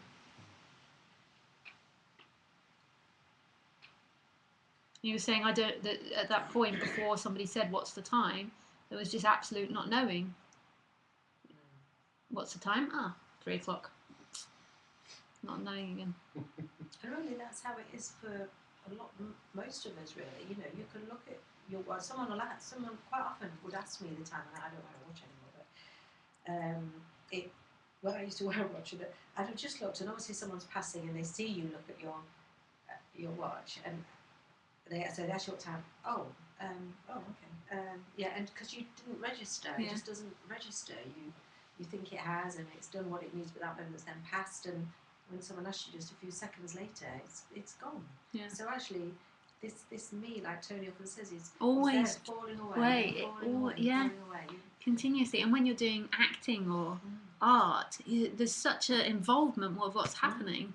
There's no sense of you and your problems and your life or time or anything. There's just I saw you doing the shouting acting and the tearing acting. Yeah, and actually that happened when I was doing I did it a couple of times, Shirley Valentine, which is a one-woman show. I did it for a couple of weeks at a time. And there was a time when on the first little tour of it that words were coming out, and yet I was thinking, oh my goodness, I just missed a bit out.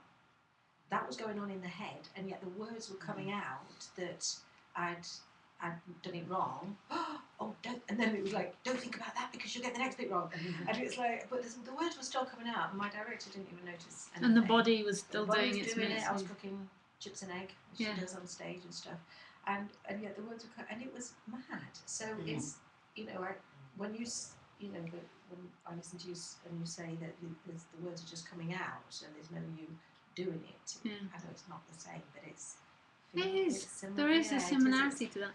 Because it's like you're not doing it. It's just there, happening. And it's so weird because you sort of was like, don't think about that, you know, and yet it's all coming out. And then someone says, what did you say? Or and then it's vroom. Yes. I know. So it must happen to all of us in some way. All the time. Riding the bike, going up to the dog and being like, "Ka-ka-ka-ka." And then the me comes back and then starts describing its problems again, and suddenly there's that weighty feeling and happiness. And that really comforting. I sometimes put so much effort on this emphasis on this contracted me, and you know that's also a story too. Like I'm also bullshitting as well. That's so irrelevant as well. There's a communication happening about it because the communication has to, for some reason, well, no reason, happen.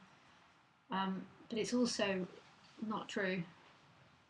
When the words are gone, and then there's tea and spilling. It can become a new obsession. The contracted energy. I have a question about emotion. Yeah. I can often get a bit stuck on the choice around emotion, thinking that the emotion is more important. Well, or is a choice. Because it's come from my thoughts, so that's created the emotion. But what do you mean by emotion? Describe an emotion to me. Like sadness or fear. Yeah.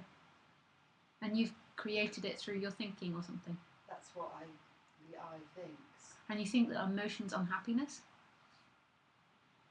I suppose it's because you have all these lists of emotions, and then there's the emotion of unhappiness, and sadness goes in unhappiness, and we're obsessed with emotions in the West. I'm really obsessed. I had an emotion a few weeks ago.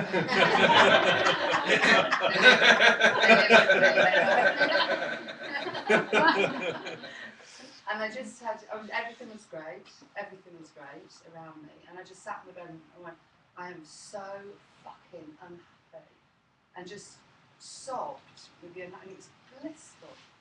It was, I guess that's because I gave it no meaning. Yeah, and then there was just pure sobbing and pure sadness. I was deeply, and it was my truth. It was like, well, the truth, I don't fucking know, but it was what was the thing. That was the thing. That was the thing in that moment. And something just clicked a few minutes ago. I suddenly thought, well, that I can't even say it, but there's something about that. I think that the emotion is a choice. Yeah. and that I am doing the emotion. I'm not doing the rest, but I am doing the emotion. That's And the also, truth, isn't it? the other thought that comes with it is emotional feelings equal happiness, or equal what you're looking for. So emotional peace or positive emotions is what you're looking for. Yeah. Ah. Yeah. But in that moment, there was sadness and it was blissful. Mm. There was deep unhappiness, and then there wasn't suffering in it. Yeah.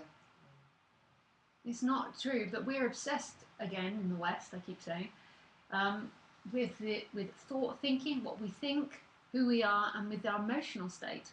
Yeah. And I was talking yesterday about in India about how you say to often the lower class Indian people, if you talk to them about their emotions or what they feel, they often find this quite confusing. Mm. So we kept saying to our taxi driver, "Are you happy?" We would ask him these different random questions about feelings, and he'd be like, and you could see that was like, what? Like even like how are you? I could see that he was like, this is a Western thing. You say good.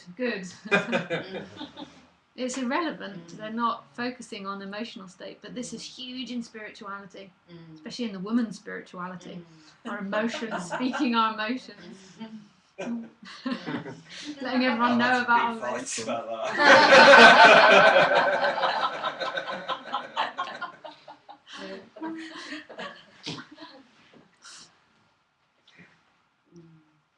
You won't find peace in emotions.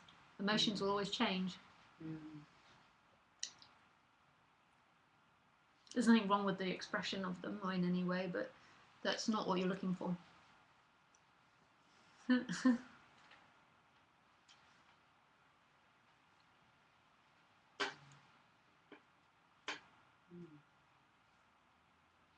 My thought is just be present with what is, but then that's not it either. It's not about being in the present moment. No, And that's an idea. as somebody that's been Buddhist for 20 years and currently a mindfulness coach, it's kind of really difficult for me to let go of this emphasis on being mindful, of being present, of being there with just whatever is. But the way that I think that all these teachings are all trying to point back to what's actually happening, but they're making a practice out of it. Like presence is your nature, but they've made it something that you do, that you have to get to. So it's one of those things about being in the moment, which has become an action rather than it's what I'm trying to point back to is everything is that moment, everything is that essence. Whereas in Buddhism and lots of other different spiritualities, they've made it a practice, being in the moment. And then it obviously becomes this game of hide and seek. And a footfall too. A footfall. I meet a lot of Buddhists, or have met. I was a practicing Buddhist. They're very depressed from years and years of trying to stay in the moment.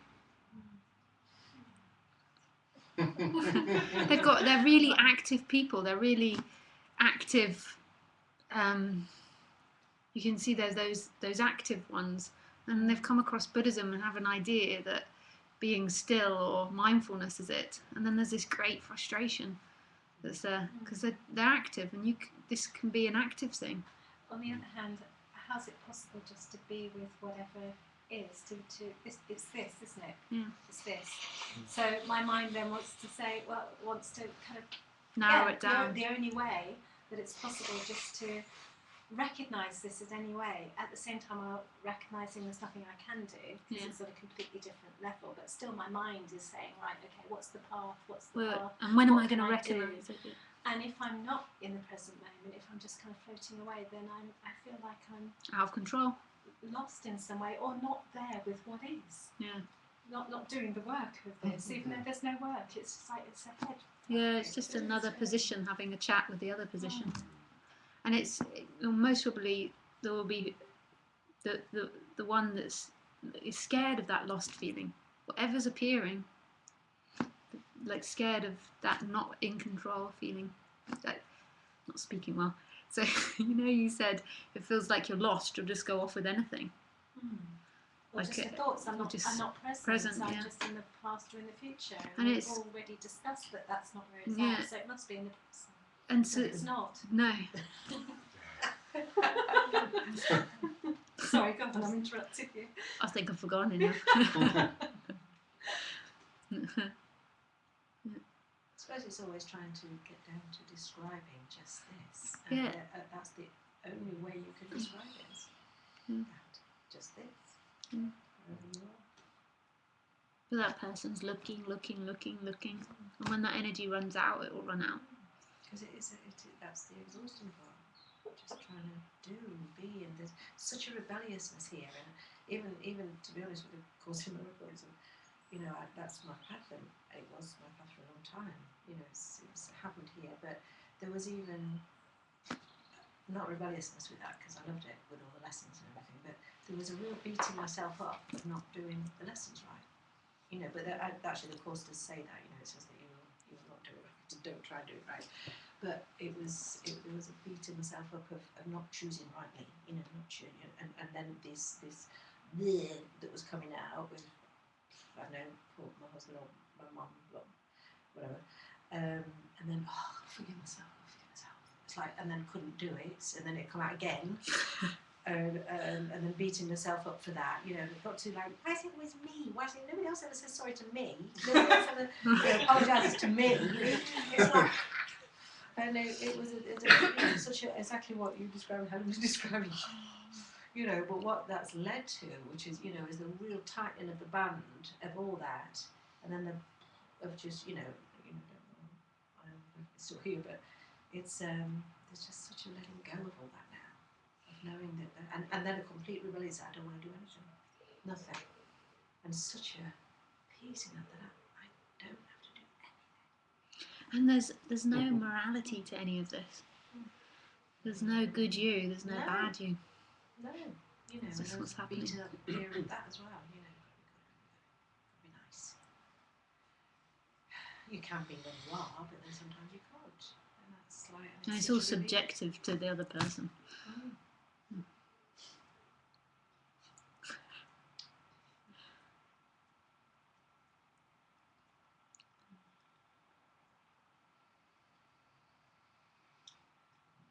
I'd like to ask something about time.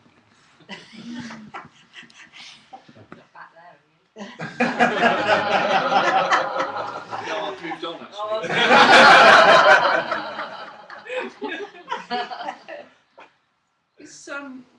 Is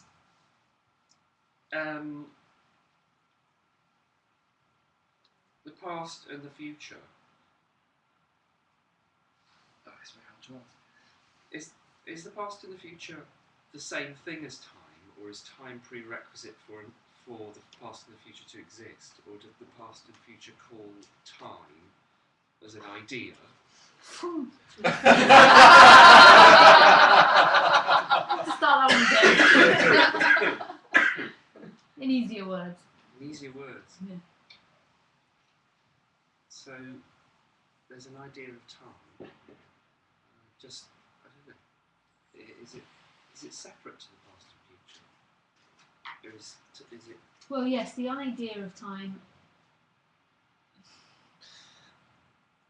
This is where it all begins to get really muddly, because there seems to be movement happening. There seems to be this hand moving like this, and the way that we know that it's got to here, there's an image of it being here.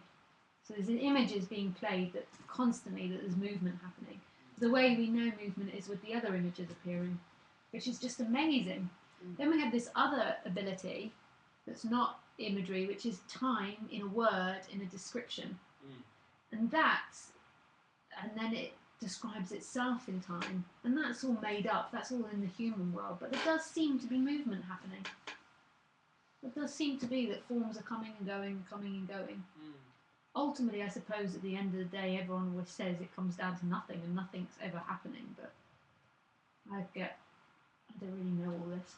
All I know is this, which is happening and not happening. So the description of time is it's really not describing it, just like the description of draw is really not describing it. But there does seem to be this movement, which is not about words and language. The dog seems to be experiencing this movement as well. I suppose if I draw little cartoons on the corner of a book and then flick it really quickly, there seems to be movement there. Yeah. So it's not actually that much of a leap to Yeah, it's the think same. It's that the same with the film. actually Is that can I say that's movement? Because I can't say that's movement. Yeah. And a film As looks well like as still it's a pictures reality. that's moving. So can movement exist without time? Well, I mean, I don't know the answer to that. I don't even know the question. Can movement exist without time?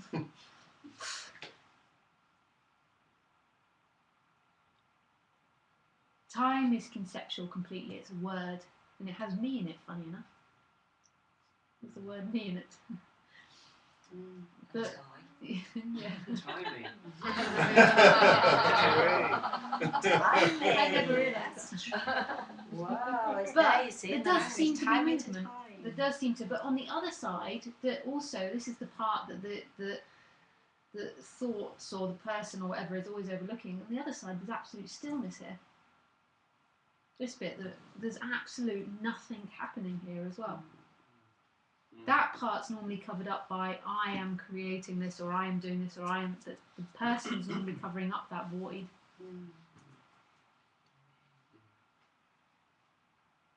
I mean, to me, it seems like a real paradox because of the kind of in physics thing around Newtonian physics and quantum physics, and so you get a real paradox between, on one level,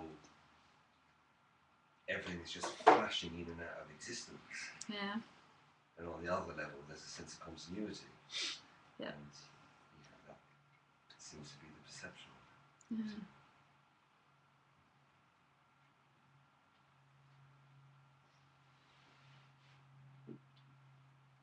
I remember reading that years ago, Deepak Chopra, and it really did blew my mind when, I think it was his book Angels, Body, Timeless Mind, and he was talking about how, this whole existence is flashing in and out of existence so rapidly, Yeah. To look like the film. Yeah. And so there's moments when we literally don't exist, in Yeah. time, minuscule moments, but we don't, and it's like, that really, I wouldn't even happened say to me.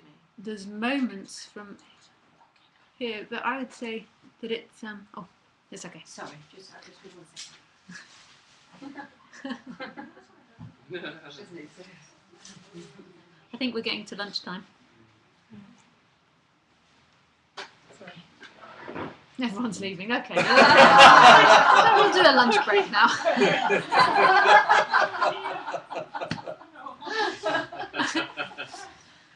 Lunch is happening. Yeah. So we'll come back for 3. Would be a good time to come back. It's 10 past 1 now, so it gives you 2 hours to. Dee knows of a couple, she says, of restaurants and cafes and maybe a shop near here.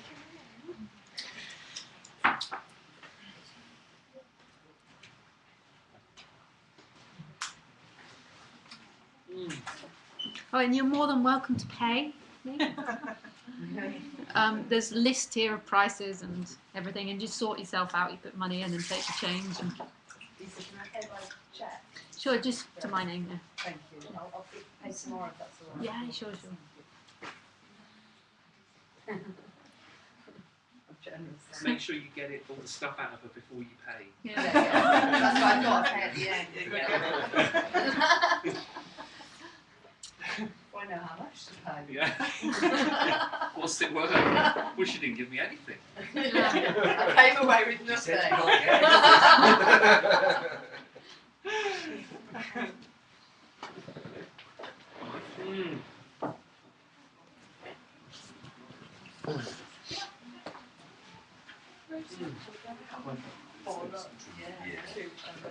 Oh, just if you haven't had the warning, the dog's not so friendly.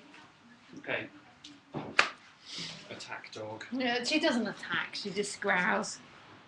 I've never seen her attack. Just when you see she was I sometimes call her the KKK. You call her the what? KKK. Is Like she it's racist? well, she used to be in Thailand actually. It was really embarrassing. She really didn't like the Thai people, but now it's spread to white people as well. Oh, okay. Wow. And sometimes when we were in the car at first, when she came in from Thailand, she'd growl at black people out of the way at the window. Because the Thais used to beat her, so she had this, you could tell, skin colour. Oh, you've got you've got Yeah, she was rescue. I remember seeing that on your YouTube thing. Yeah. When she was a puppy, she was so sweet. So yeah, her ears used to look like they were falling off her head. Okay. Yeah. Very cute. Okay. Thank you, see you later then. Yeah, see you later. Bye. dinner. Did I send you to sleep? No. Oh, I'm just so tired. Do you know where these restaurants are? See if I did, but I don't. You were great. Shops are probably best to ask you for specific. Oh, not you. Well, no, it's great. Let's have a leg. Sorry. How far it is. I've got the card. Are you going to restaurant? Yeah, I think so. It's very nice. Yeah, of course. I don't know where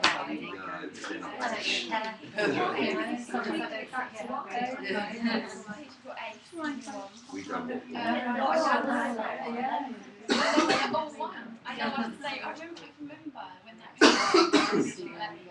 yeah, no. Well, one, never Brilliant. I like the light. And Earth, heart. Hmm? Well, so, Yeah. you know. Yeah, we can go to my workshops. As we would paint, draw on. Yeah. Actually, I would. So I would join them in the craze. She's still She'd be going on. 14. And then she'll come around the other side and her creativity. Maybe remembering a workshop. I'm not good at remembering. But I'm a little bit There's a whole party of people wanting Probably to join. chillier than you think. Yeah. With air on the side of negativity. Yeah. So you Oh, it's in the dog. then I'll go I just went to see the dog and the dog growled at me. Did she growl at you? Yeah. I didn't get very You're close alright to with us her. approaching the dog, though, are you? I would. Would you rather The not? dog whisperer says to ask people to absolutely ignore her. Oh, I see. Oh, okay. To 100, no eye contact, no talking, no. Is that anything. Caesar Milan? Yeah, she's Yeah. another book, Lady, that I've been reading as well. But she's actually a very sweet, friendly dog. But she did have a bit of an unfortunate start. She was she was staying on my balcony, but she was on the street. She got beaten a lot by humans, and I knew that was happening. But she wasn't my dog, and there's nothing you can do in that situation when you're in a different country. And then people were coming to my house a lot, and she growled a couple of times, and I just moved away to a different room, and I never really did anything about it. I just let her do that, and I let her bark at the Thai people, and so then when I got back and I realised that she brought it back here as well, I began to read it, and they just said get everyone to just absolutely ignore her, and that actually works well. But she's also really sensitive to people's emotions, and I notice if somebody's unhappy or sad or scared and they go near, she also starts growling as well. She's really I don't know, I just keep her away. She's good with people she knows, like friends that know her over a long period of time. My family. But strangers like this, she gets overwhelmed and just growls everyone. Yeah, that's fair. Fair enough. Yeah. I'm a bit like that. I do, yeah. But she's very sweet with me, she doesn't give me any attitude. No, she seems really sweet, though. She does look She seem really sweet. really sweet. Yeah. Really sweet. Yeah.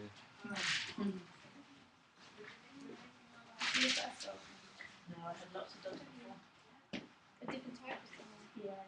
She's more of a, from what I can understand, she's more of a harder dog because, With their wild, because you say type because she was in Thailand. yeah, and it's also the pointy ears and the curly tail is renowned for being one that's That's the husky type. it's a hunter type. It's more of a wild dog. So she's more dog than most dogs. Yeah. More dogs. It's funny, I went puppy like when she's 13, she's called Puppy. And like she's a real lap dog, and real, just fussing like crazy. But sometimes she'd go off to the neighbours, that's where she came from, I didn't want her anymore.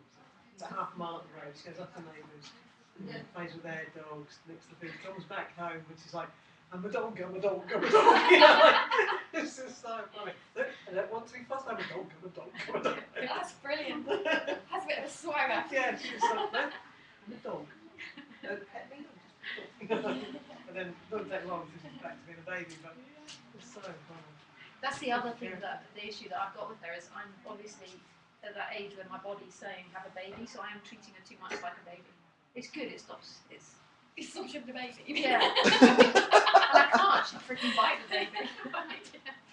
But it's good because it's like dealing, but I am treating her too much like a baby. Last night I gave her 2 pound steak. 2 That's it. But she was. I'm only meant to give her a bit as a treat for being a good girl all day, and then I ended up giving them all. She was so sweet, a little face. And the way she was like, it's Christmas! And then she grabbed it and ran and hid with it and ate it. And I was like, Does she ever bury it or like later? Yeah. And she sometimes rolls in it as well. Oh, they do, don't they? Yeah. When I wanted a baby, my partner made me get a kitten. It's like, here, this will do. And it's like, no, I still want a baby. Then have a dog. It's still, I had 2 dogs. That's too busy to think about a baby. Yeah, I really couldn't have a child with her. Like, I'd have to give her away if I had a child. It's it'd just be too much work. I wouldn't be able to. I wouldn't be able to watch both of them at the same time. Yeah, you probably go for that. I wouldn't be able to. I wouldn't be able to maneuver it. I have got a Oh, I fell in love with a dog. Yeah, absolutely. Leon Burger. Yeah, I went they're actually to, named Meaninglessness. Islands because they were bred by a German. Oh, she- Of course, it's going to have I'm going to get some tested. I mean, if you know some and it soup. has temperature no, he's on You should. there. I was just going to Like, I've got a while with it. enough made But up this and make some more. I was at a kite See park with who's my partner. there. I wasn't doing it. See what Joe's And I was in a shop and yeah, somebody just help dog us out. appeared Yeah, that was like a horse. I mean, it was massive. I mean, it's why, it came over and sat on my feet. So I'll take some soup. Well, that's so sweet. Yeah, no That's so problem. sweet. Yeah, no problem. So 3 soups. You might just make some more. Yeah, and he was just, it was Started it just this the most morning, beautiful really. dog, and It had floppy ears. kind of more like a cross between a lion and a bear. I can't. It's not. It's really hard to describe because he was so big. It wasn't a cute dog. It was more. what did we read? I'll show you a picture. They just look like lions. They didn't really look like lions. But the guy from I was crazy listening to few it nights to was because it was my 60th, gorgeous. you know. Yeah. The guy at the Hyde Park That's was right. here. Turn around and said to me, "You sure you want me to show you this picture? Because you will want one." I know I've said Turn it. it around. But Imagine a little bear. Oh, Little like a bear. fluff. Yeah, but they have got. They're known to have. Yes. Yeah, it's really beautiful. Absolutely fabulous. I loved it. But I mean, I love huskies, so And and I then love I've been bears. planning my mum's So party. they seem to stand So out. because I think it's a sometimes surprise, getting all They're, that done and you know, and I've sort never of heard of was them before. quite eventful. So St. Bernard's have got that more pulley feeling, so they'll be better. She's so intense. She's at erect all the time. To get her not be erect, I know that I've got to get her tail down Yeah, and that's her more ears airy relaxed. rather than earthy. They're more like Yeah. squirty as well. It's on fire, isn't it? Yeah, I also love it. We go bike riding for an hour every morning. We burn it through. Oh, yeah. This morning I was burning it through the forest with her. I love it. And she's completely, she's hunting. And she's burning it with me. She thinks we're going after something. She thinks we're going after a deer or a rabbit or we're not going after anything. But she's completely like this running. There's not a relaxation in the ears. Singer-songwriters is wonderful songs. I enjoy that side of her. I had to learn obviously and then go and record them and I think I'm done It's got to be the right situation for whatever dog you've got, and they're like our colleague, she thinks loads and loads of that stuff. You know, but even in the country, you know, cycling with her, they just run with the car sometimes. Everything off, she just needs to do 30 miles an hour for like 4 miles. Yeah. You know, Like, actually, what like, sort of several dog is my she? brother-in-law's Like collie. I knew that. Okay, I yeah. knew Yeah, she's a she's a sheep. She's Collie, a oh, band collie. now. on the road with Speaks for someone what's who got the together. Wow. So, She's a tricolour collie. Oh, they're really intelligent. Really intelligent, yeah, bright, yeah. you know, She's so really clever. enjoying It amazes me, like, she goes throw my, sticks for a while. things that I seem to be Then getting she'll after a while get near the river, got a river around the land, and then so she'll drop, tell her to drop the sticks, she drops the sticks, she goes and plays in the river. It might be half an hour, and then she comes out of the river, it's like, fetch a stick, and she'll remember, it could be like, 20 yards away, she'll remember in long grass, trees, she'll remember exactly where she put it. Is she quite Amazes me. focused on you? Like she's waiting for your commands. I like that Yeah, about collies. yeah, she's very, and very obedient, like, and then sits, she can follow commands really easily. I really want to do a volunteer card thing for her. Oh yeah. How old is she? She's only 4 now. She was a few months when we got her, so maybe 4. Just very young. My dad had a collie growing up. He always thought I'm still streaming. You can teach them 300 words. Sorry guys, I forgot about you. We'll be back at 3 p.m. English time. Bye. We got all our